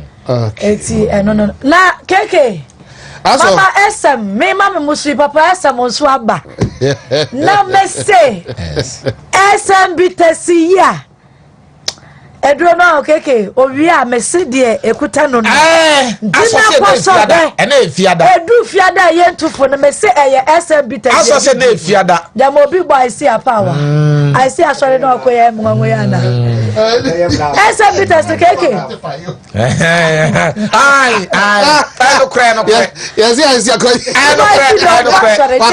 the case you pai I no cry chifu na be see no cry Masa bitas na ekuta papa owi aje ejo adaba na e owia Medi one dance here. Aso na catch the wo. Asam na so na catch oni me woka. Itina butu so. Oni me woka. That's right. Monday me back. That's right. Oni me woka. Me na make catch. Enti black man. Ane eye of Alfred mu nyina wa dum sofo danom nyina wonum ehwe na omo ye chese omu ni ye ho agro kra. Mate. No. Inti free answer because okay. Enjoy your weekend. Why? I also say be GSM no ba kunti. Foko also be ba ko. Ana foko dey what try that. What try that. Remember I don't want to do. Foko put do. One just camera. Baby went to be a yano. I'm sorry. Yeah, so I want to be TV, so want to be Radio 101.3, Facebook you want to be TV na YouTube so want to be TV. Yeah, so ansa na lawyer George Opon and Andrew yeah bedia ko ebetna se no na chese ye call SM Peter so I said so Efredo Papa SM but siasia ewa ha be bad akwaba opere be ma akwaba ya ni okeke no wapo we ye de adum na so ya me adum me hu na che pa hu na che ndeba mo ka keke na msa mimi keke ya na se keke fufuru wa keke but you looking good oh you too se bibi abako de ya da biase da biase na mami mo also my favorite part my video so here newspaper review no okay aso ne fuku mo hwe na mo nso mo oh okay ade bi ese mo ye to keep keke you do not mean the high second corner office and bekate no the reason being that so obi tuasika se obeton na duro na obeton na ade bia eye se o manipa no ehun se scanner utua no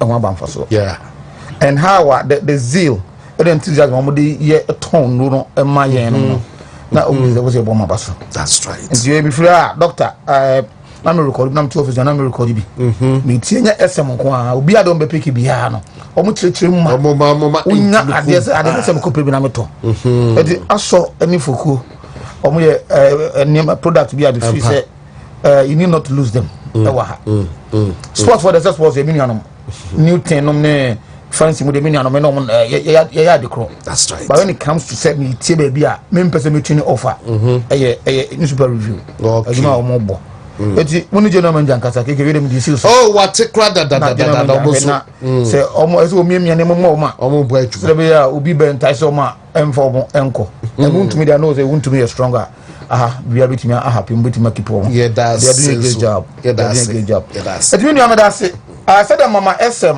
e kan you know now officially di no media mano mama SM di no media mano papa SM de baba SM papa SM and me my pony me rule no position kakra no media mano aso ne dia because of how what was it wa fabi wanum bi ana odi ho adanse e de kire keke me first time no wuhia nie morning show so if you are dying any it said that mama SM kind we are this product ekuta me SM that's right me the amount also call aso se me num no weekend keke de ya me kase so ti hoyi ade ba ko e be ha adwene pass si keke sisi ne ya ontimi madwuma ana wote wa sugar abrante kama wona ma obonso wachia ade ntia me sisi ne ya kansem kan ho ana spinal cord ana ho ahwan keke so unum SM ana saya de wi ebe brofo so unya SM no ma sa sisi ya de ne sa ne ma no any place e wo body mo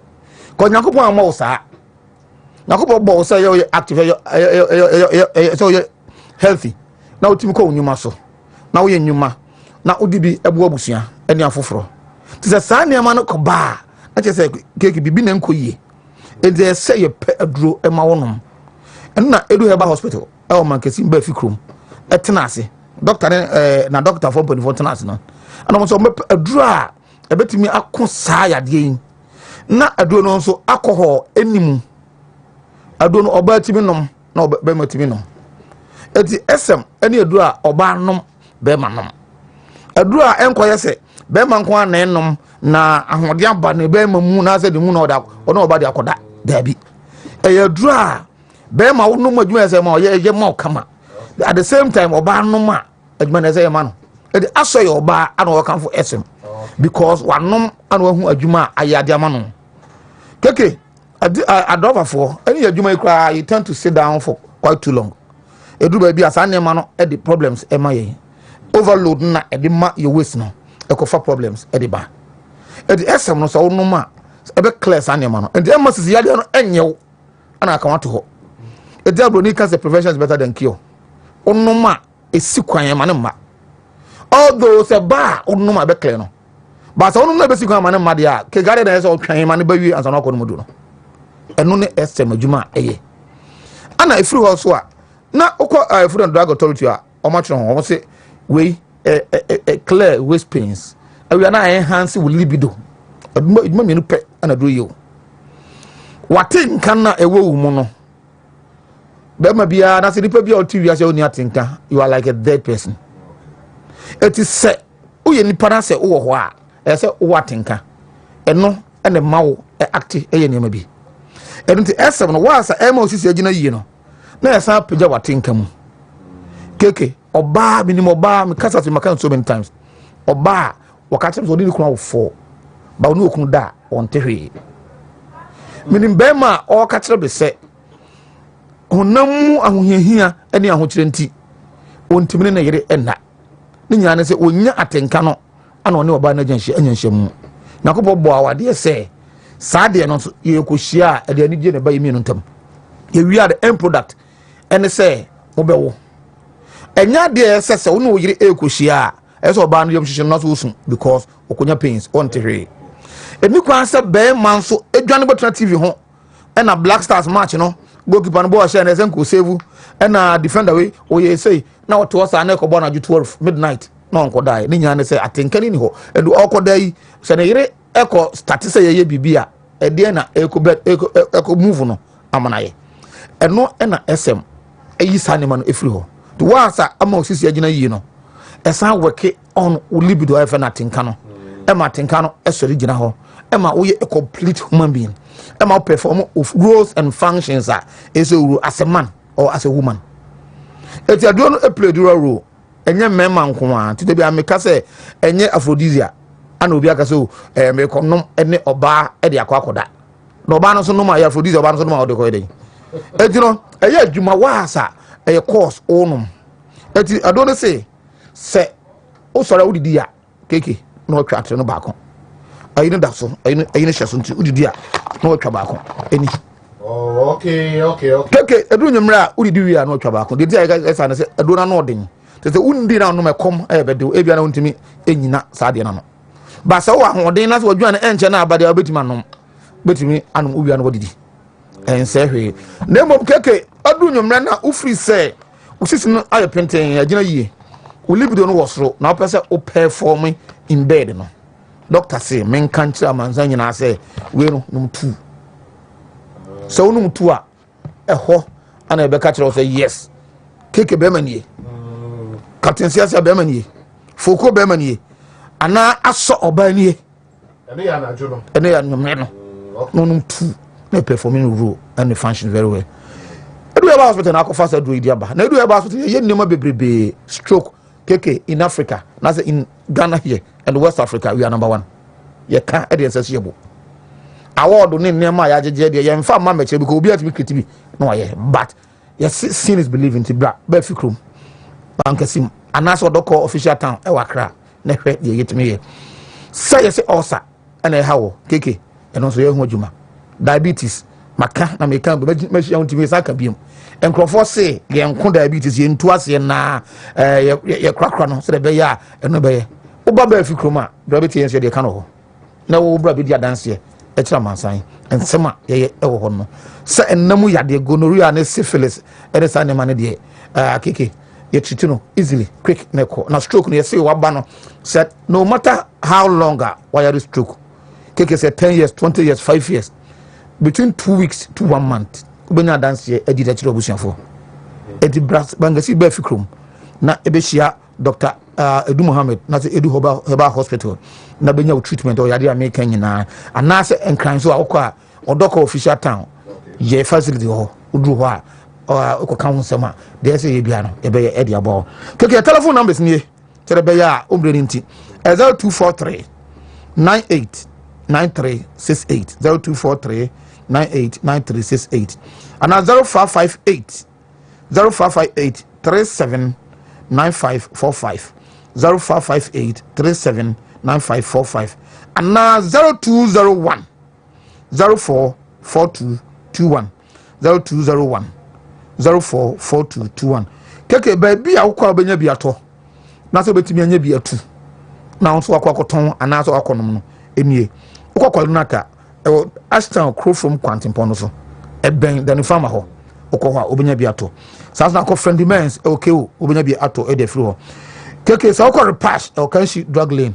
and crying obenya bi ato fro kasapa pharmacy o tachi my commercial station ho obenya bi ato house of drug o kan shi ho eno so obenya bi ato ana Galson pharmacy o ko forudia eno so ko obenya bi ato PK Gombela e wo tamale e de obenya bi ato God Day pharmacy e wo takrade e so obenya bi ato e de fro ana Pena Heba e wo Cape Coast eno so ko obenya bi ato ukotakwa was e so obenya bi ato e wo ho e juso ene ne mpata mu ho no uko all the pharmacy shops ana Heba shops nana obenya bi ato matese ho no so no demand no e kosoro enche kra no wholesale no e ba ho ama manfo nya bi atu e de afro tibi kanfo SMBTS e de ma obi bia so te ase man twen e ma osisi nya wo ya ansa na wanom SMBTS nom na prevent say osisi e be yo ya man twen e ma waten kanten from ansa na wanom SMBTS nom na guide against saya de dom nyina na jina na effective e wo life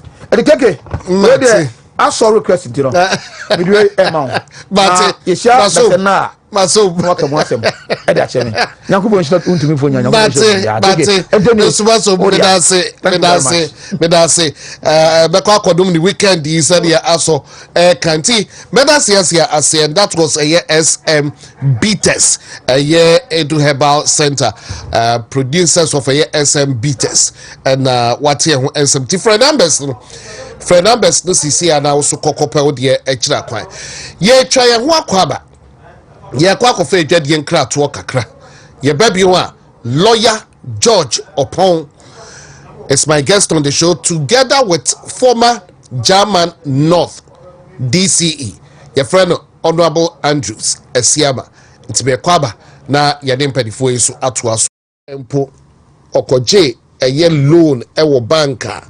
Many are those who are questioning say na empunken also eye iyokufo asema na well all these questions questions are bisa and also ada enchenya and the bell link the unity of the party going forward as a party because many are those who are wondering say dainty ena obi eho kyerena na uklemu se wo ye NPP ni mapa wo ye NPP ni mapa wo bepe se wo nua ho kyere no na ya na omoka na omo make reference to a ye NDC ekase say and ye kra obi ade kyere they comply sa na omo no but NPP Matthew Macau Chairman Wontumi case yi ebai NPP fo ani age a omo edi arusi se Chairman Wontumi ho akire no ebi efremu mabo eye video e de akire wa ba ko ekire mu so ono no ko kire beebi a Chairman Wontumi fie e wo nyame na beka hye na no also a whistleblower so called whistleblower and no eko kire say Chairman Wontumi efie nie momfa ha momfa benku momfa nifa ofred ho say oye NPP ni for how long and ye beko so say party ye say ye boaboa ye ho ne akwa akogye to me 2028 yes united we stand divided we fall na kakra ebemu 2024 elections no we dey be the way enka ye dey enkonkoto aba because enye we dey support no na we sadie mani nyina bi edi yenya ye dey so ate wan na going forward Sadia mana ese remu biwa. Edo yeba me dia bedwafo bedwendwen sansem no so eho because wono so wo ye party ni na wo se empo chairman Wontumi ho aka enti ochina wo so ye party ni na e bia wo corporate position bi anasa wo so wo kɔ wadim because party de obi aspire so obefro akoso na wo expect so obi so embeta wachi ada enti yebadwe unity of party no a chese metiu makao ya chairman Wontumi deal bani age machine ye party ni mani age saade ye bani nyina ne ye de bewura ye nkomo no emu everybody ma ye de other matters be fam ai Nkansah dali die and Chief Justice there still although so ni obote enemu otiem enso Beba pedifo akwaba George akom ewa ha Richard Ajman ewa ha enche Ralph for say usunso ebetna se akom mema akwaba keke meje so minia o time there I doff my hat yes for time with the agrokra Ajman kwa for time with the agro be na there ka we ayi late I mean Ajman sign on so you be of the time earlier no kra minia wa kan me so me fo anaso because on so fa ne for the time in the business induru kwam yamse na wo mo ye yiwo na untino wazo osan eteni na okofa baby Ghana for the year block you are telling me na as a okaba ko no say o mo block the other access na single no that's why congested but quickly Nkansah me ba also we lest I forget sure kule se waba na wo ye MC a benim say now the omo age watu no de obehye wadwuma se sa traffic light na e wo court no honum no sa traffic light asayache ko be 6 months ni wo de ekos be a traffic light na say no so no in fact a very dangerous as court honum no sa traffic light na wo meaning omo handle traffic light no enti say be a MC kule wo mo ba betra ko ya no so a bobodi ama wadi emra ho because a very dangerous zone traffic light na say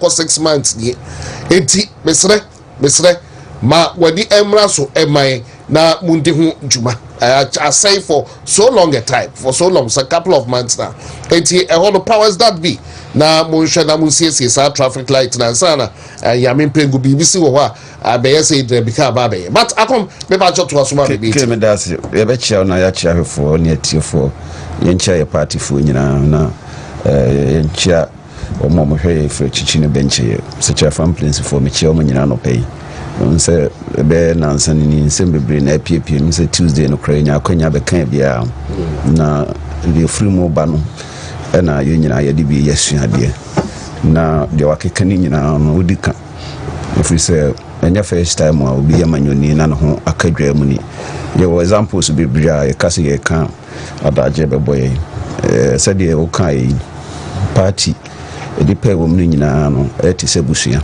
nti sasem tu obi a ye nyina no ye boni chidom nti wo hwe asante memu a ye ade pa wo de friend pro social behavior sabi asema tu obi enye so obi e fo abone so nso asem tu nua even so obi kra ko di bone na ye de na kwafiase ya na ye de kotuma na duane ne kra obi di bia nkrofo de komane de bia na se wo ye manyoni no asem ba zede ye kanonko na wo ye obi a wonye manyoni na se wonfa home kodom amanyo bia wo so asem nko wo hwe time a ye papa te se opune mu nsem ibaye who said the party no sorry janachi na semba na yachi obi a yenya improve ni so ya guilty a obi antimi mu anaten we mu sensem bebre fifuru mu ba say ye no kure say yenya no kure court na bebua but ye sha say bua ten say ye bia ya tiso bia ye si atu anama we a nche say woni nipa no ni yi na keka de ba ko politics mu a yapa ye de broni kase ye friend emotional abuse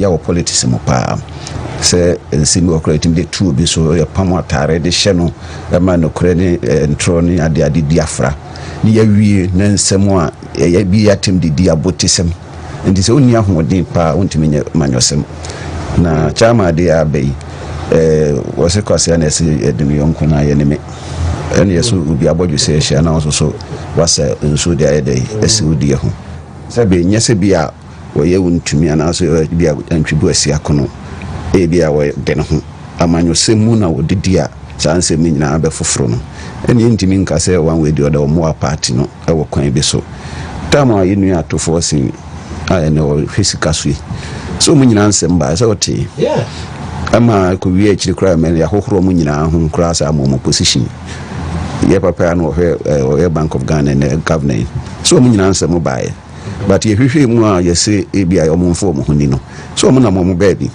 nti yɛdeɛ deɛ ne yɛhwɛ nyinaa no sɛ yɛbɛnya solidarity na yɛtumi ata n'akyi deɛ di nkan yɛsɛ woba yɛsɛ wɔnkɔ wura mu ɔkɔ no aboa akɔforo no a woba wobɛgyaa no ma no awu anaa nti yɛnto yɛbo ase ɛna nneɛma ɛwom biaa ne sane sɛ mmara ne yɛde yɛ adwuma nti ɛnsɛ sɛ ha nnipa bebree tam a yɛbaa bɛɛ mu a na yɛsusu sɛ President Nua Ibrahim Mahama ebi yɛ nneɛma biaa ntwɛ yɛsɛ yɛ so yɛto yɛn nsa frɛ no ɛma akyiri nneɛma ɛpiem nyinaa ɛkaa ne wɔ hɔ nyinaa wɔkɔkɔtuaeɛ but sɛ bia yɛbɛtumi aka sɛ asomasi amanyɔsɛm nti ɔno deɛ nhyehyɛeɛ a ɛwɔ hɔ sɛ yɛbɛfa so na bia mmara kwan a yɛde no atu saa namɔ yɛnyɛ ne saa ɛno no yɛ nyinaa no yɛnyɛ dɛ yɛnti aseɛ no sɛdeɛ na wɔkan obi kɔgye bosia wɔ bank a na yɛbi nkora wodi foto a yɛwɔ nhyehyɛeɛ a yɛde ɛfa so a yɛde tua anaa mɛboa even individuals koraa sɛ wokɔgye bosia anaasɛ bia bank no fi sɛ ebi a wantua a yɛwɔ kwan a yɛde fa so man ne ho nsɛnsɛm nso so mmara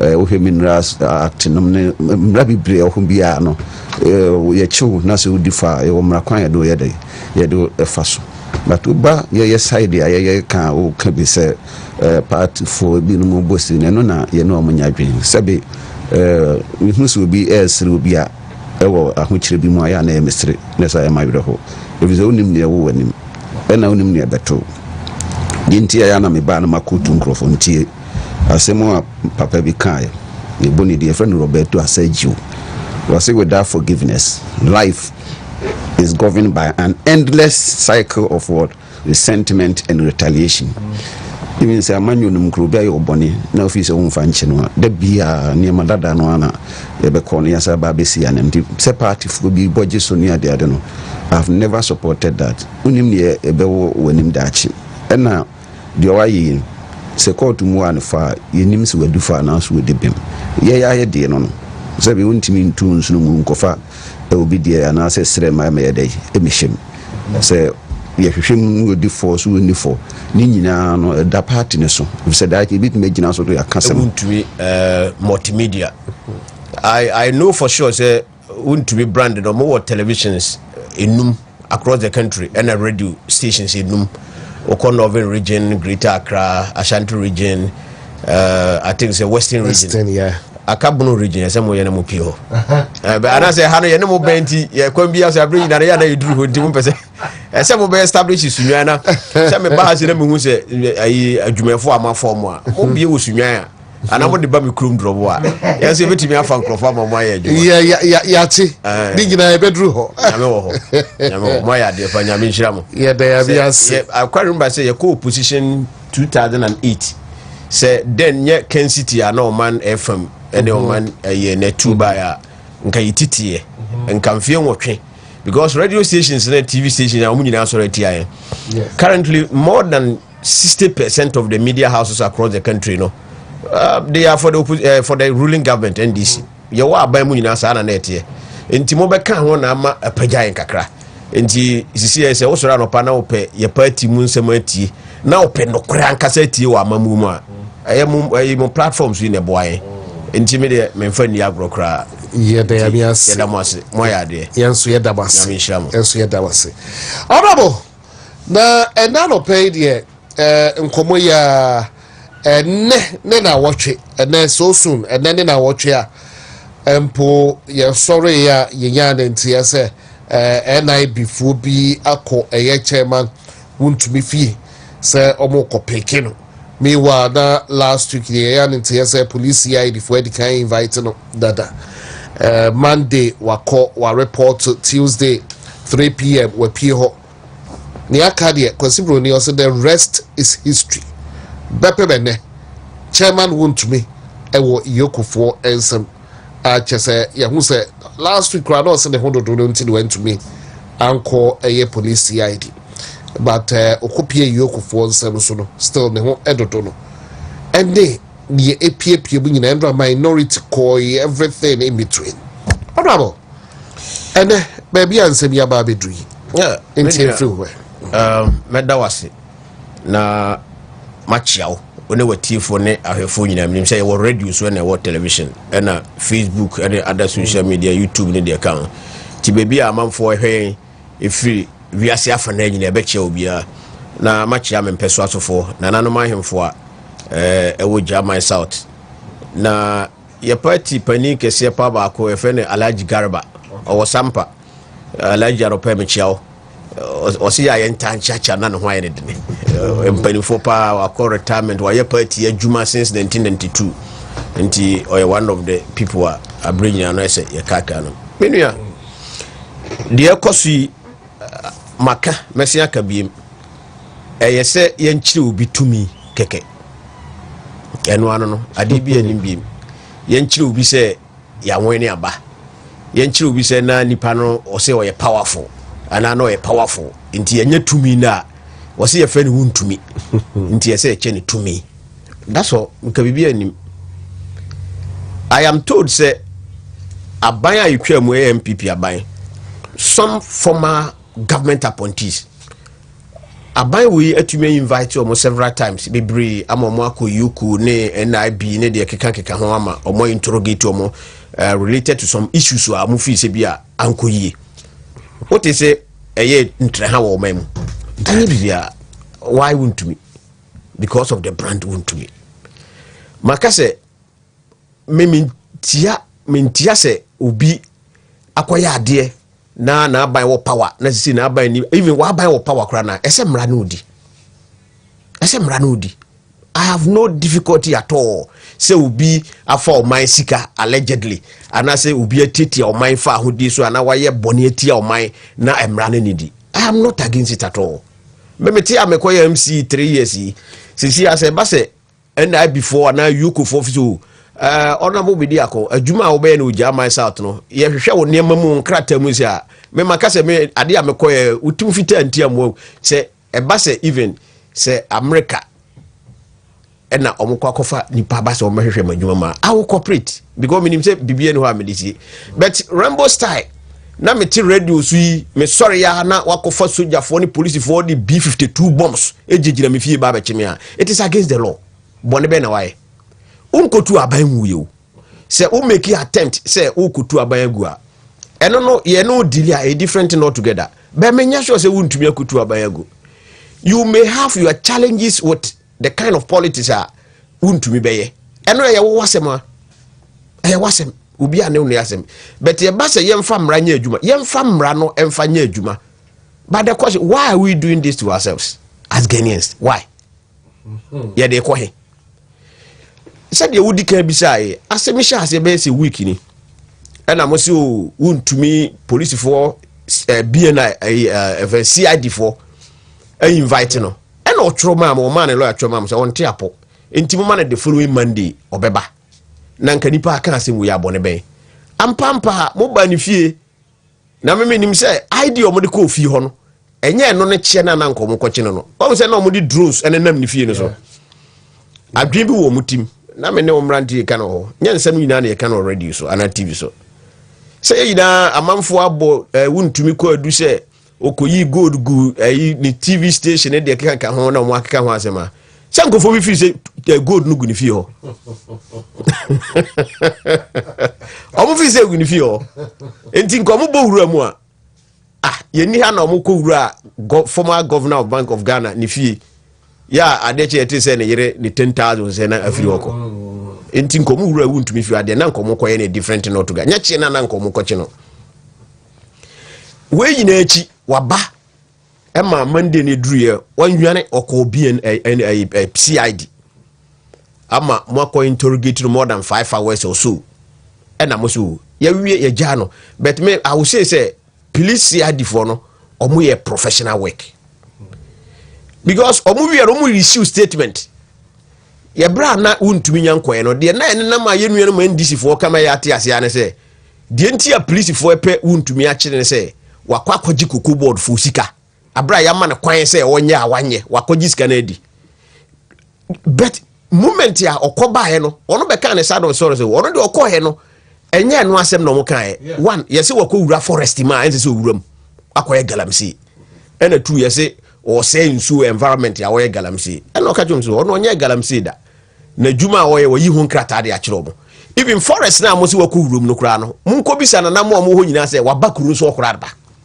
onko hoda enti onim bebi asade no free okan na ebi a obi a ofi se bi antro na wompe Wontumi ase enti odi ntro because the na mo say wakoji koko bo fo sika no wanka obi anka ho asem anwumra na police ID for issue statement and omo collaborate asema Wontumi omo interview no awokan no enti de na nam say yesi wakoji koko bo fo sika no CID for no anka ho asem na che say na ye ntro na nkrofo edi ena no kodai mo se ade chi a wonfa na ho mekire ade chi ye na say Wontumi ekoduru ayi a BNI ye fence police ID wawie okọ de hu yan say yokofo abetwa ne ho ahia omo a chene te se de ye kope obi a tetene ye TV say Rambo ne omo ka commando mu na ekwan fa ha ena mo no ko yoko mo interrogate no empanifo alcohol lawyer for alcohol munya no dabi munya no be ofa ma wenche ode koma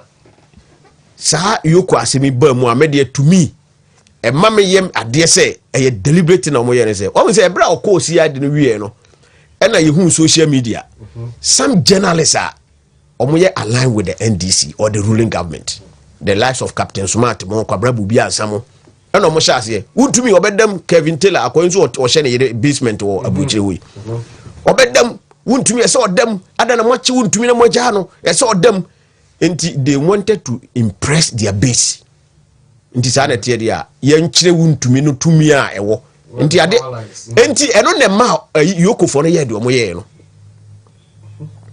enti all this one you know the investigation for various criminal offenses including fraud causing financial loss to the state and money laundering. The criminal investigation is running concurrently with asset recovery process to prevent further dispersion of what law enforcement agencies strongly suspect to be proceeds from crime. This country. The suspect is also under a second strand of investigation, which is part of a larger international organized crime scheme. The Economic Organized Crime Office, IOCU, is assiduously working with our international law enforcement partners on this second strand of criminal investigations. Is this different from the Office of Special Prosecutor Eddie Mame Sicila Dapa Formana? This one, there is no difference.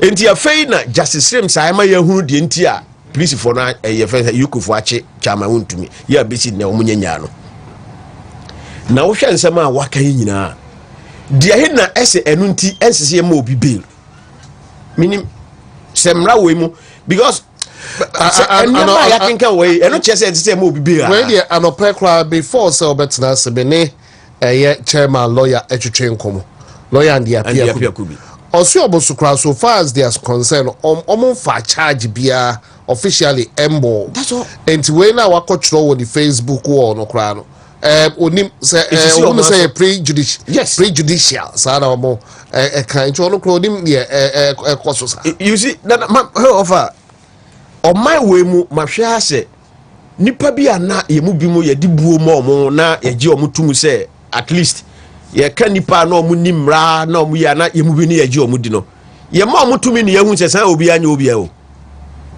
omu suba ya omu adanadi ba ko na ye the current attorney general ayeni no you be am bunu papa say ye ka mranim for oman mu a tadi sorry na me gini di papa ena stream sai ya o ka hu na ye ma mutumi no ba ko so ne kisi ajaben Office of the Special Prosecutor ya open no da no na mo ye nkrophobia all the time no na me hu say but ye ma mutumi ma hu say san obi anya obi a ya ji omo adi a cha gukwa enti nsamo ya opani u Facebook enu bi na ukuje to ye no o close embassy or the Facebook or the close embassy no.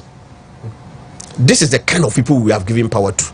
omo do omo Facebook wo e na omo de report ma Ghana for say de ye pese official ayi adwuma ese wo ye no e ho ne ye no na de ekoso nyina se dem di kan ne se ye nkyere Wontumi se ye wotumi na no me ne IDC ni ba ko program so o say Wontumi no tikuma se o say governor and I'm your governor and then wo hu se enti governor na o kan ye no nti na che se mra wo ho a ye ntomra no ntwene na de ekoso nyina se o mampani wate onim o ka ho asofo omo wo mamu omo nyina nim momate omo wo ho enkramufo mpanimfo ene nipa ese civil society and the so called neutrals na omo wo mamu no so on so obi aka na no atum na obi aka na no atum power no besesa ebesesa o che sede ya beba ebesesa na power no sesa.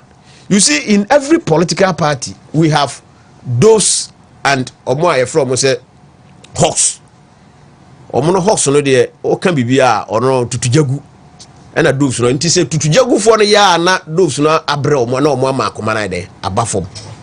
But this time round in NDC no omo nyina akoye pe omo nyina akoye hawks nti yankyire tumi na omo guso omo ye na de akoi ya hwe ni yi a amanfo so ese braso say ye de nansi for e say enough is enough.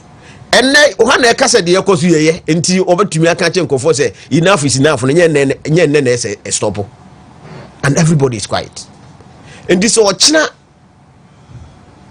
tumi no sesa na afre na obeka che me say afre de yennyai dabi sha de yakoye. Look, he say Abraham MPP ba 2017 ye nyina ye te say Ibrahim Mahama ya we President Mahama ni nua na nema wo ye Freeport na GRA Ghana Revenue Authority wa mo check ya na ye fake check ana meboa sa na ye nyina tie de ehu ye no so mo de check no ba bonte me ehu bi what is say obi ka said sa de na wa ye no e criminal ntie so kwa akoche no what is obi tiji echi Ibrahim Mahama wo man obi anche no emra e na mo so man no say e no osan e change checks no e no kutu ye ni sika sanka a criminal offense omo obi check a fake check a criminal offense obi che no ye wo memu former MPs and ministers about 40 omo je double salary o ye tu omo company no e wo mfie be de omo je saa de gu ombotum na asemi ba ya empanifo ma so enko na mba enko eduru amire me ka se ya ban yi de na ekoso ya enkrofo age double salary na mo nka ho hwe na achiri na nsia bi na sa honorable Afenyo Markins ebe ka kire de ntia sa de no omo ampesi President Akufo-Addo o se o man no almost we are divided enti ministers and MPs more than 20 to 40 wakochi omo nyina e de omo akojira court. Do you know the kind of tension ebe ba o man mu enti let's leave the issue asema mat Afenyo Markins aka kire ni enti President Akufo-Addo intervention and a massa NDC for nipa 40 o se nipa something na omo je double salary no abandon prosecute omo ija omo. What has changed? Akufo-Addo na mo say oye vindictive leader no he was able to do this enti se Wontumi aye bone said ya yenka say waye bone ama mo fa no but mo fa mbra kwan so na ye de nipa na akodi 2 days na ye koye say yenko bail na ne ya shada akofa sika atuniti so asa sika no say oh ye discourse we tuniti so omo nyantua ndi say be ya besa keep no wa na me what I know say Wontumi say nkamra ma ne kwan say ono anka say na japade ne nema obetumi qualify so nka obetumi aye but emra no ntisa ena properties ya ode beba bisi ye nyina nim Ghana ye tax system se titie ebia na obi ne property ne tax ne de keka ho enye se bia ska no ebia nka obi nya but ye de yame ase sisi ya ye kasai me information amewo ya ye authentic ne say the former flag bearer of the New Patriotic Party, former Vice President Alhaji Dr. Mahmoud Bawumia were making arrangements what to me nyankofo ana so mo nya sa sureties na ombekwa ko Wontumi na media de me kan say ade akoso nyina yenkyire obi ayi atiwa kakra nti atiwa na omo kyere no na de wo ye ne nei na so okyena tumi ko sesa media makao ebia some of us you can stop us but some people you cannot stop them ɛno bi ne chief justice deɛ a ɛkɔ so sɛsi yɛ yɛaka sɛ chief justice deɛ ɛkɔ so yi amanfoɔ mo nkasa na maame no kwan yɛde no fa so no na ɔba a ɔkɔ committee anim na mmarima na ɛsɛkye no even sɛ wotu kwan na ɔduru airport a yɛwɔ mmaa ɛna ɛsɛkye mmaa na mmarima asɛkye mmarima nyɛ saa na ɛteɛ na deɛ ne baeɛ a ɛnɛ deɛ chief justice mode ne committee na akɔhyɛ castle just to intimidate the woman nsɛm a wɔrezi nyinaa mabɔ ne nyinaa gu sɛ MPP time a nka mofrɛ Supreme Court judges nka mofrɛ mo unanimous FC including the sitting president also CCA. That was the name given to the then chief justice ne omo kano na enne de ekoi enti me de me kan ha na no mesia kan bi maka na me bibiri say de ekoso CCA de me de ma prepare ma yi ato me petition ato ho sa aban no sesa chief justice bia ye de watena konwa no so bia nto Muhammad na de otena so bia okwa akono nkofi but mesa aba wonchen ebio honorable Andrews as Bediako, a former German South DCE and MCE and Odona Ote Nene Ewo Jubedi Isui. Now, better than Semesaba Unchambio Penina, Minkma a year George Opon Esquire. Member Nakwaba. Openi, Member Kwaba. Josumina. Napomo Yadia. I don't need to share. Apum de and near me, so the duff for me. You see, $1 above them. Dokunaba 1 CD. I must say, some 42 CDC.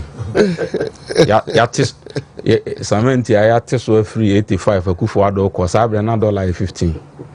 You see, almost $1 near 10. And they say, Dokunaba 1 CD. And Samenti so free 85 for about 42. They say, a crum higher debt. Yeah, so they say, Kanya bonds are confirmed. I had it so 14%, yeah, tin so 4%. They say data so Sabra Nadia Ubina 5 CDs now unya bear says gigano. A quarter 30 CDs. I say ya Tesla free 5 CDs, quarter 30 CDs. And in your mother that from they say Ghana for what trauma be any aje. Ofabe bia ubia gin and knee ubia told you pibia. Why the dead desert and near my bathroom. They say almost a share a boss almost be drew. Nese omo aban no kofa private jet on be resign almost so resign. You see doctors ya ekurum ha omo nko medical school da omo wo mpane wo president John Mama pane nyina so omo so nyina so obi anso ho ye enti chese kuro no de se di he se di emu aye de no obi ni age you see president mama physician you see krum ha ofa ba bia ono na ese abaya bi the sansan ni deli wa won mama pania ma ese mama ho den president nyame adom ode ne nko ache na ekuru ya etimi nyame ya adom aban sesaye no nyame nyina ekoye tie de nyame ase ye ho yara Mate, yeah, lawyer, the yatsna see, dear ma, said he okay, but lawyer, young share, and some yedikai ashe, and sa, maba, a year and a dear also, some yedikai ashe, a year that to do with Chairman Wontumi and Sensimia for about over 48 hours, still. Oshima yenyano na ningina ne so mo ehwe meet a year bail condition ti lawyer near da hono somewhere cause ukrum ha no edrum ne bi ne se wa nya measure da one have can the enka you speak out of your own self o be can sembia by your training and your culture. You wouldn't have ordinarily said that, but a cry team they say this a honor European depending on Moma Kujina. Where are the so-called voice of conscience and those people debe? You see, they have a sraman for because at the TBR we know it is trite knowledge that power is transient. A bound seminar a chenabako being sem. ti the obeje power na wo de ye no na wona wo twere ye constitution yi so hwe mu an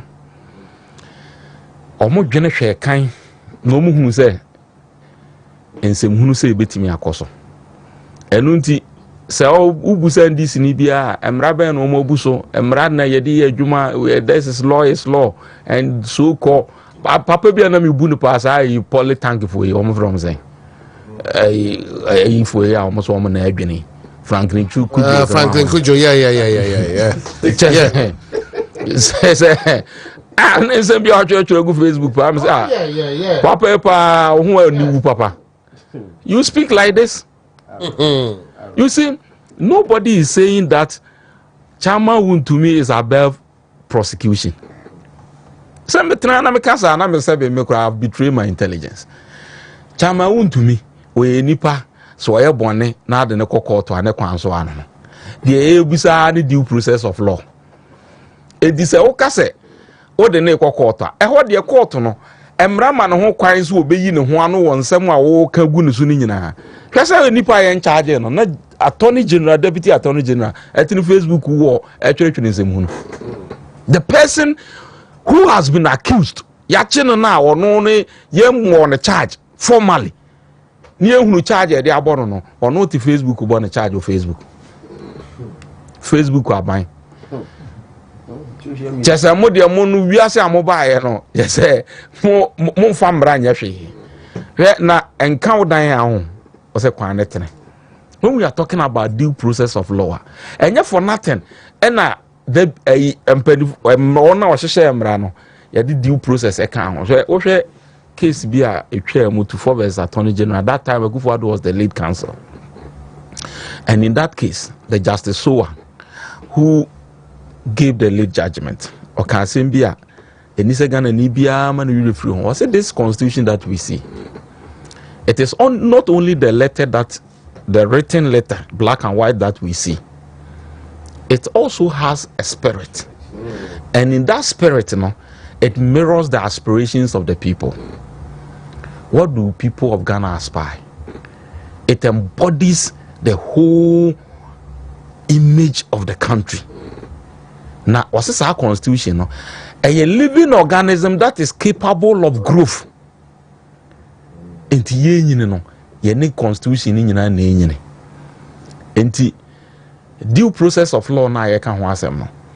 Ya ma wo tumi so ye yoko, utimi hwehwe asem mu, utimi chi obi, utimi yese. Na emom omuma wo sa tumi no. En article 296 nso omo sa atwere to wo se. Enipa bi a ya ma tumi a wo exercise sa tumi no bia no. Ye discretionary. Eye wo wadwen na ade be size ade we de me fan to be nku ana nifa no. Say do not exercise that power capriciously. And nothing a constitution no to under article 296 at this emrand to because they knew say nipa bi bedin sem hunu te say the omudi. E dey never more deny obi bail. Ye ka say ye deny obi bail la okokota. The litmus test for denying somebody bail or otherwise no. Say if the person is a flight risk or the person who avail himself for trial. This is what the court look at. Obi to say chairman Wontumi, somebody who has evinced an intention to contest a national chairman of the political party, the biggest of political party in this country. Where will Wontumi run away to? There were people who former government appointees. Omuye ndisi fua omuye adwuma aban bae no susu so omudi bone edu omu nyina ko gina court nyese yedu omu fa akwan we so yedu omu ko gina court so obi anyi na semano. There were people the law will say prima facie cases have been established against them, for which reason court of competent jurisdiction akachiro omu say omumbie omu defense upon assumption of office of Ayini as attorney general. Also, when you're interested in any of those cases, or those cases, but when it comes to your opponents, then you persecute them in this manner. This is clear political persecution, and that is what we are saying. Say, and no, there yɛmfa nkyekyereɛ ɔman o because mmara no everybody can manipulate the law to your advantage to do whatever you want to do. Law is an elastic material. I can overstretch it to rope your neck if I want to. Mmara no ɛyɛ elastic material. Sɛ mepɛ sɛ menka sɛ keke mepɛ kwan bi so do wafa by the sheer looking at your face and see wokromada PDA that you are a threat to security. Say see wokromada. Say you are a threat to national security and you will be arrested. And that and no those dark days and no more are the ebe. Now what you want to me now so catch and say you are investigating a matter. Global whatever. Was I a money laundering? Then. Fair enough. That is one-sided story. That is your allegation. You take him to court if you have proof of same. And that is where you will be subjected to strict proof of your allegations. And the standard of proof is beyond reasonable doubt. Why are you keeping him? Giving him an onerous conditions which you think in your estimation he cannot meet. So when you read our Act 30, the Section 96 of the Act 30, say when you get to the 4, was it that even the court shall not withdraw bail as means of punishment? The court shall not withdraw bail as means of punishment. And you people are denying him bail because you want to punish him. That is all you are doing, because Wontumi is not a flight risk. And as it is established, Wontumi is a known person who has businesses, who have family, who has permanent place of abode.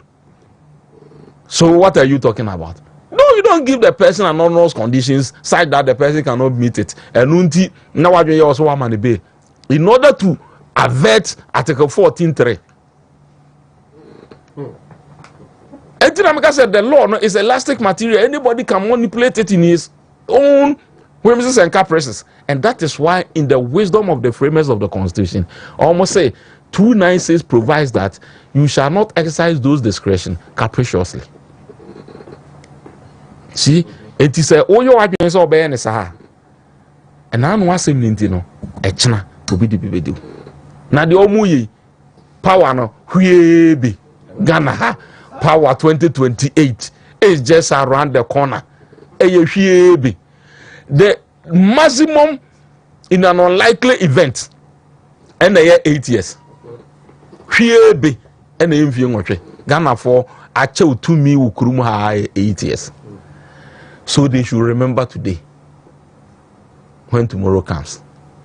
No, and I am we are waiting to see what these people will write. And so people are so hypocrite, so people are so dishonest that when you see some people speaking, you look at them and say, where lies your common sense? Where lies your common sense? Somebody like Eddie, people we extol so high, people we thought we had so much respect for.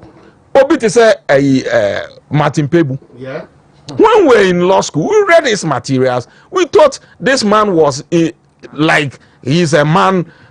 When it comes to even Article 96, I think 7 or so, which has been repealed, it was through his handiwork. Yeah, the bailable offenses.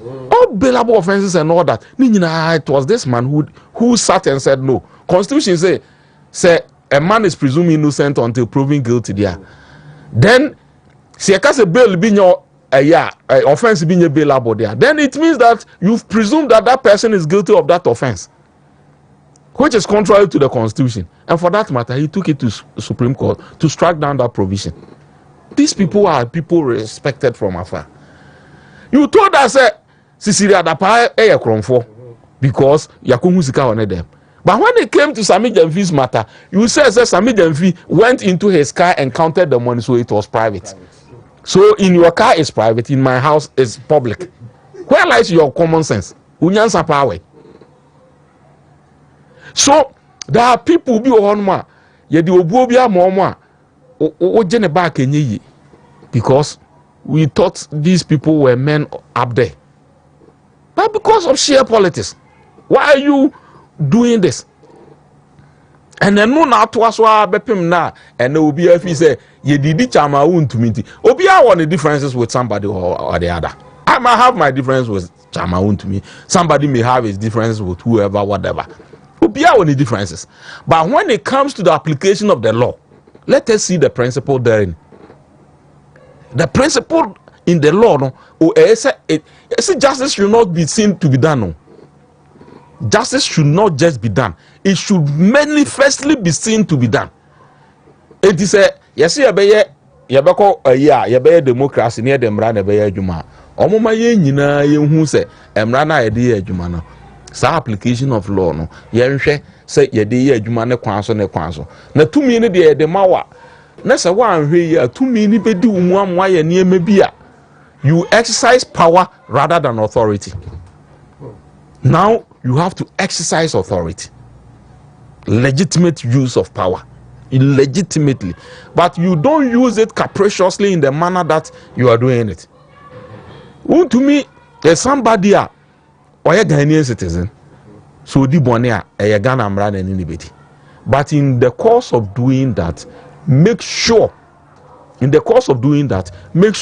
you don't violate his right. His right to freedom, his liberty to counsel and all that. You don't deny him any of that. Now, court now say, Bonia, where do you know the never qua?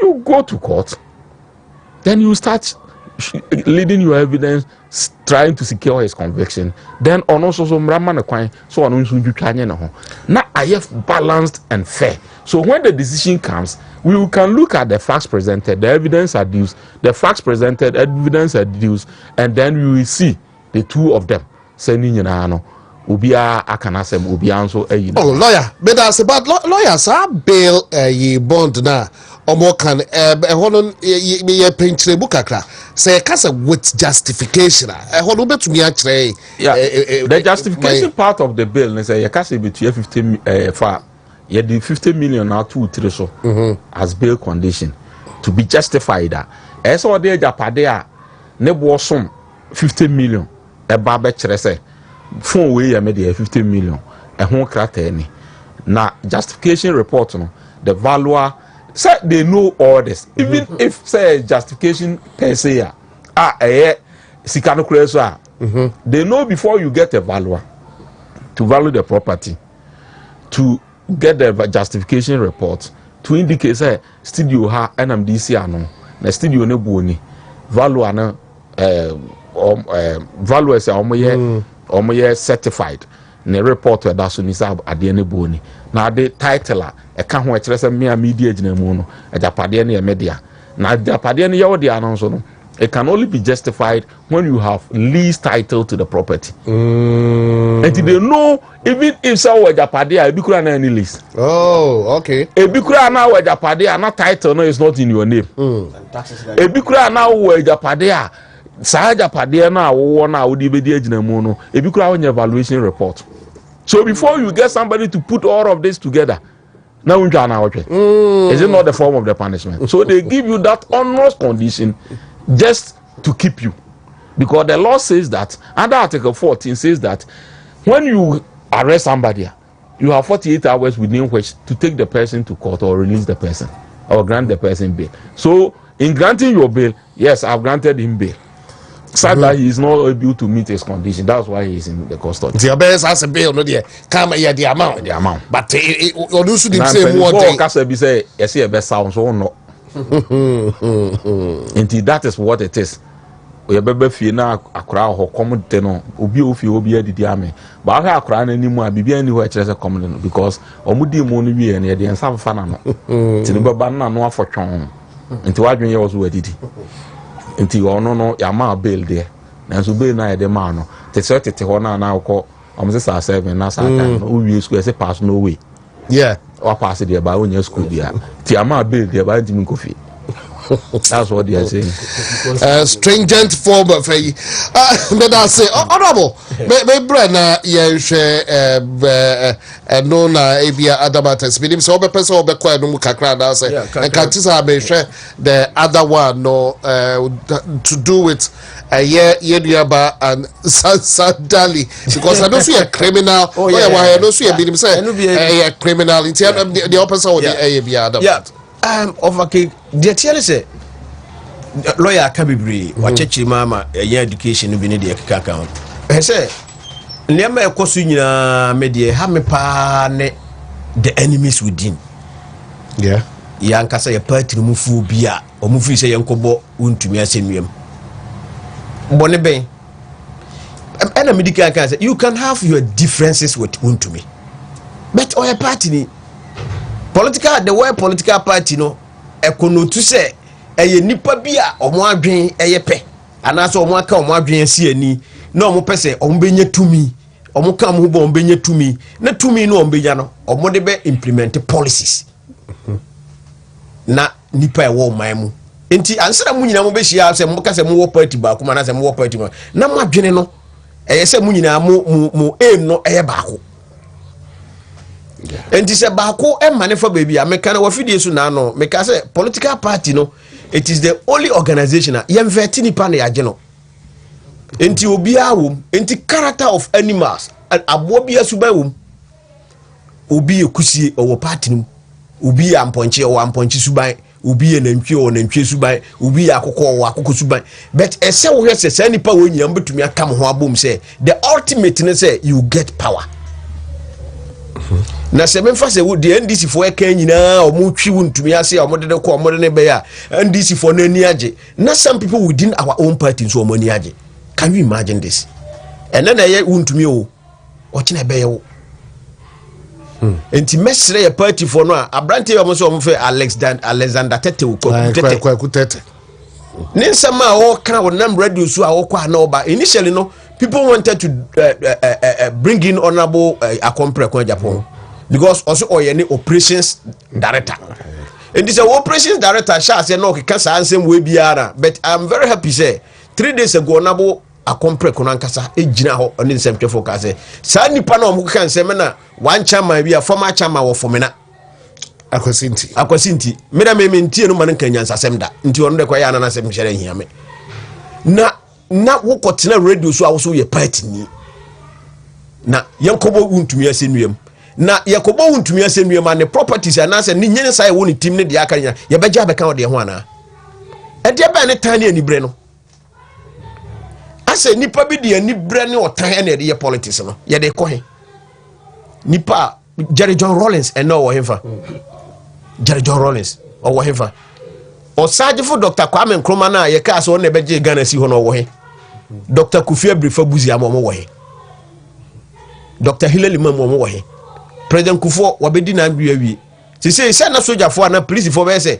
100 no mo won ho a no ko mo nka mienu miensa enti se unua akoya ade na yeyina wo party ba kuma enam se wo ne nya adwen ebi obi adwen se na nka opese oye polling station executive ewo Ashanti region but ebi a policy bi a Wontumi implement enti wonya kwa enwuram enti wafa Wontumi ho adwemone ebi nso asase na okan kwa na mfiri Wontumi no but hu ya one thing yi anko kan yi enti wo de ahye ne kon fair enough one ye leader obi pese oye constituency organizer ana constituency executive member Wontumi nya kwa enwuram enti office Wontumi na amana nya kwa enwuram ni buafu Wontumi obi pese obeye regional executive member wonya kwa even appointment kwa ebia na obi pe communication officer eye by appointment Wontumi amana enya ye de amani pa foforo enti ene woni Wontumi ti ado ho so enti se ndc for twe Wontumi abo so a oka ho bi ye nkotwe na abo so na branche we tumi gino ka se ono na kire Wontumi fie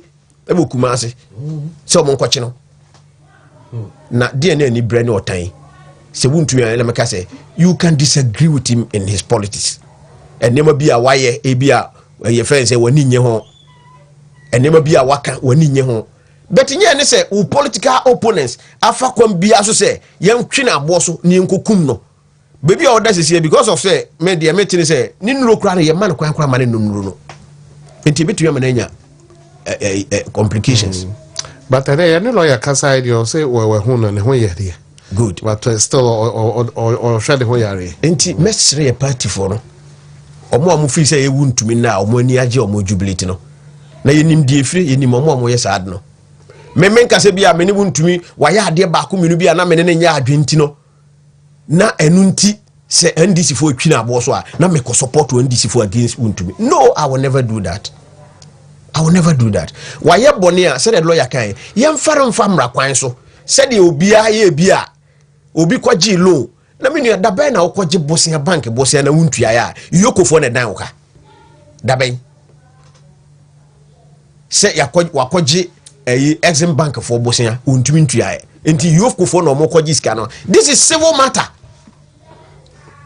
Se sa na omoka dia money laundering da ben na Wontumi yes money laundering. Mimi nim sika bia money laundering na waya sa mimi say jamu amoben na money judgment mu say o yes demand dia. So and I guess official justice firm say nen sama be odo details bia ni ho. And not so dia beto yembo na sendu mti. The same thing na mama sisi da pa di buy. Kisi giginam oh ya ha no mo oh wakodwu sika bi woni fie o mo kan 3 days ko mo kan o mo nwie na TV 3 4 de nam fa ya kan sisi da pa sika woni fie 3 days yentumi nwie. Omo ye ya mo de ko international level. Omo de ko international level. Ye wo na kisi eja bin ya ba no ka chese. Ade na okwohwehwim ko hu se bibia anim. Nti maame no wa withdraw case no. Enti enu bia na ekoso ndi. Enti wudi kan ya obebo maame no ko adu. E ma nkrofo twe maame sisi da pa abo so e wo man mu. Maame wo ye bra wabo ni bebi e waduru. Na o diska akoto ye fence mo si boku hu.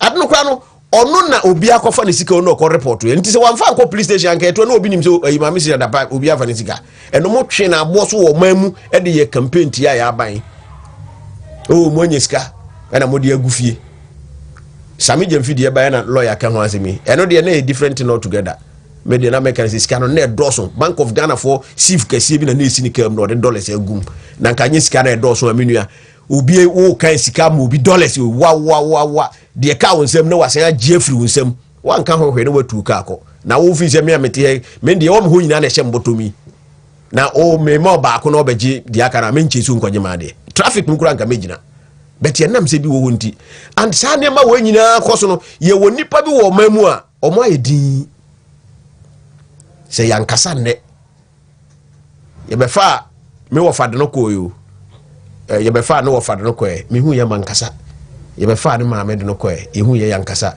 ochina wo ankasa ye ba be fo akọ sata na obekasa nti ye be sere se de ekoso no ye party for no omo ani age no omo nya saade no ne yanka hu we ekoso yukura da di pefe se de aka ye party msesi apa no unity.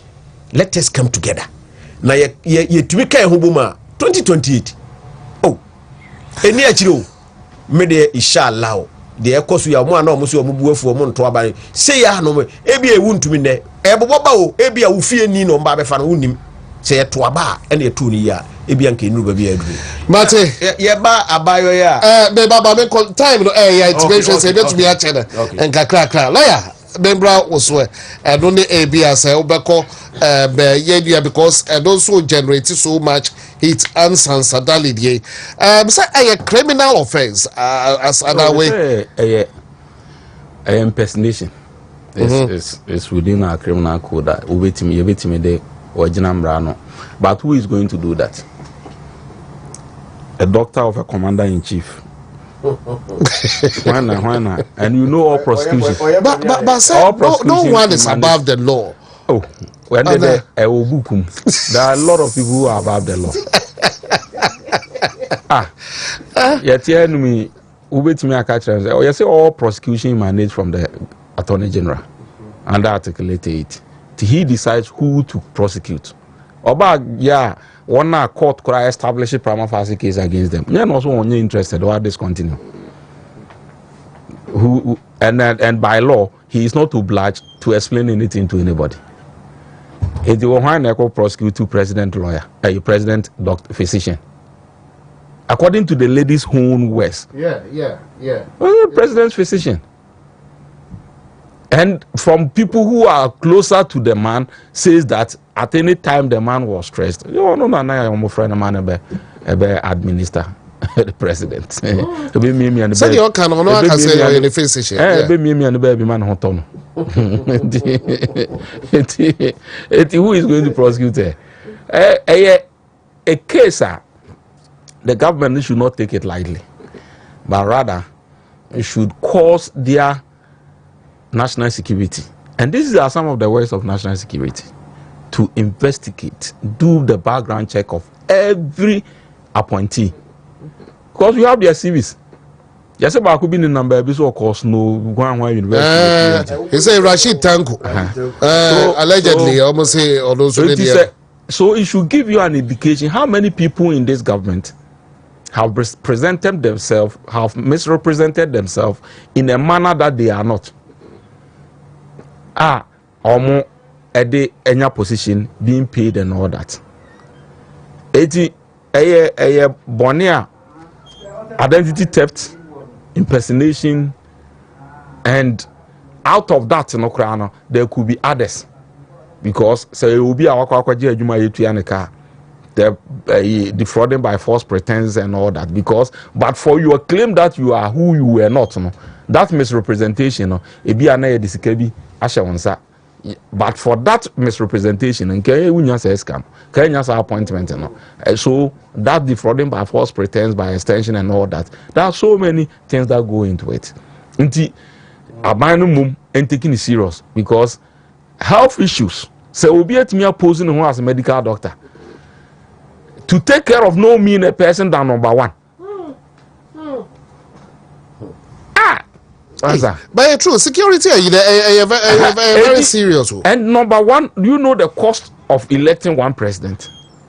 If you lose one president, the cost of it now will be the gust to portray herself as medical doctor. Not those within the president's security and all that could not do the background check. To extend that, because they believed. I will not blame the president for that, because he believed in the truth of the story of the lady, and that is why pursuant to that we are pointing it to the National Health Insurance Board, because when himself a medical doctor. But that belief should have been checked.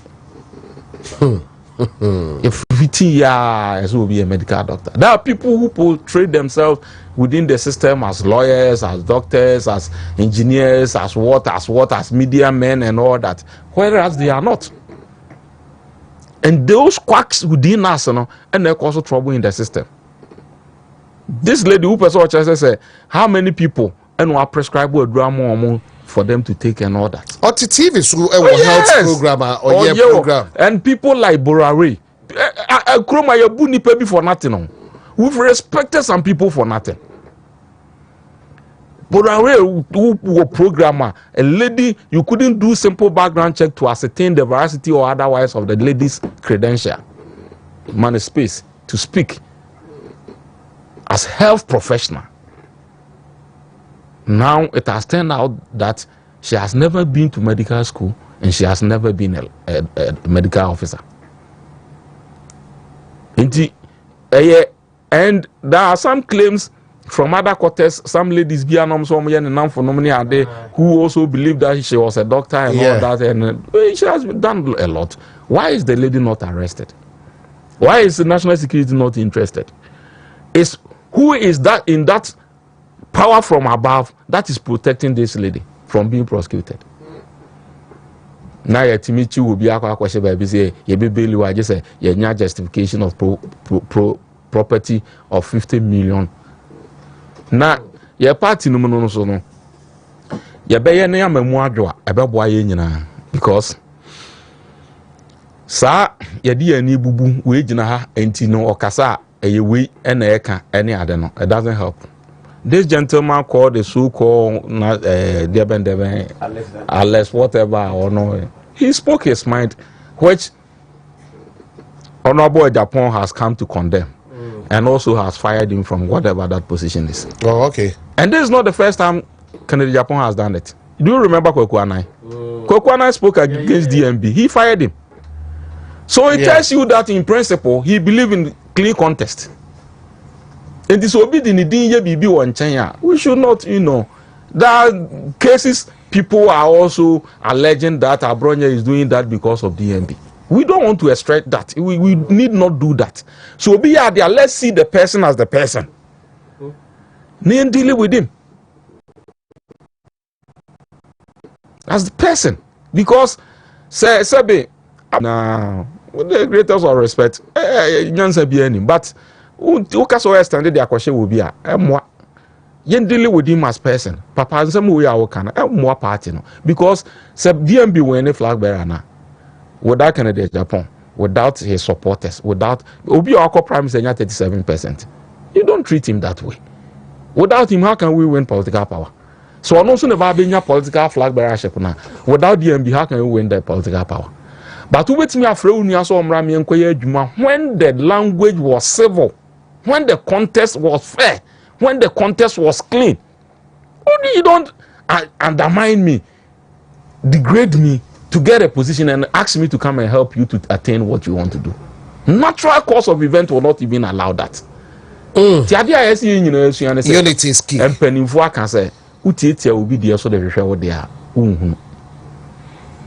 The Pebibia Kennedy Apong has so much credentials to himself, positives that you can sell him.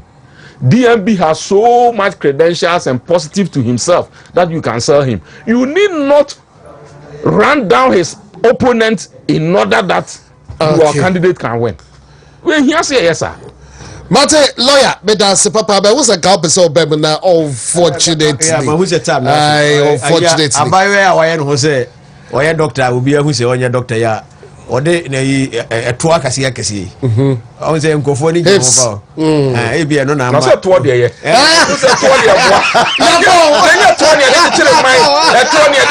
are. School fees.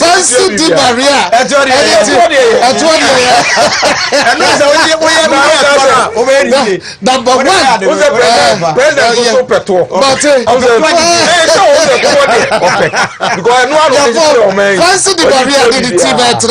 So, but I would say lawyer George Paul, honorable address, Yama,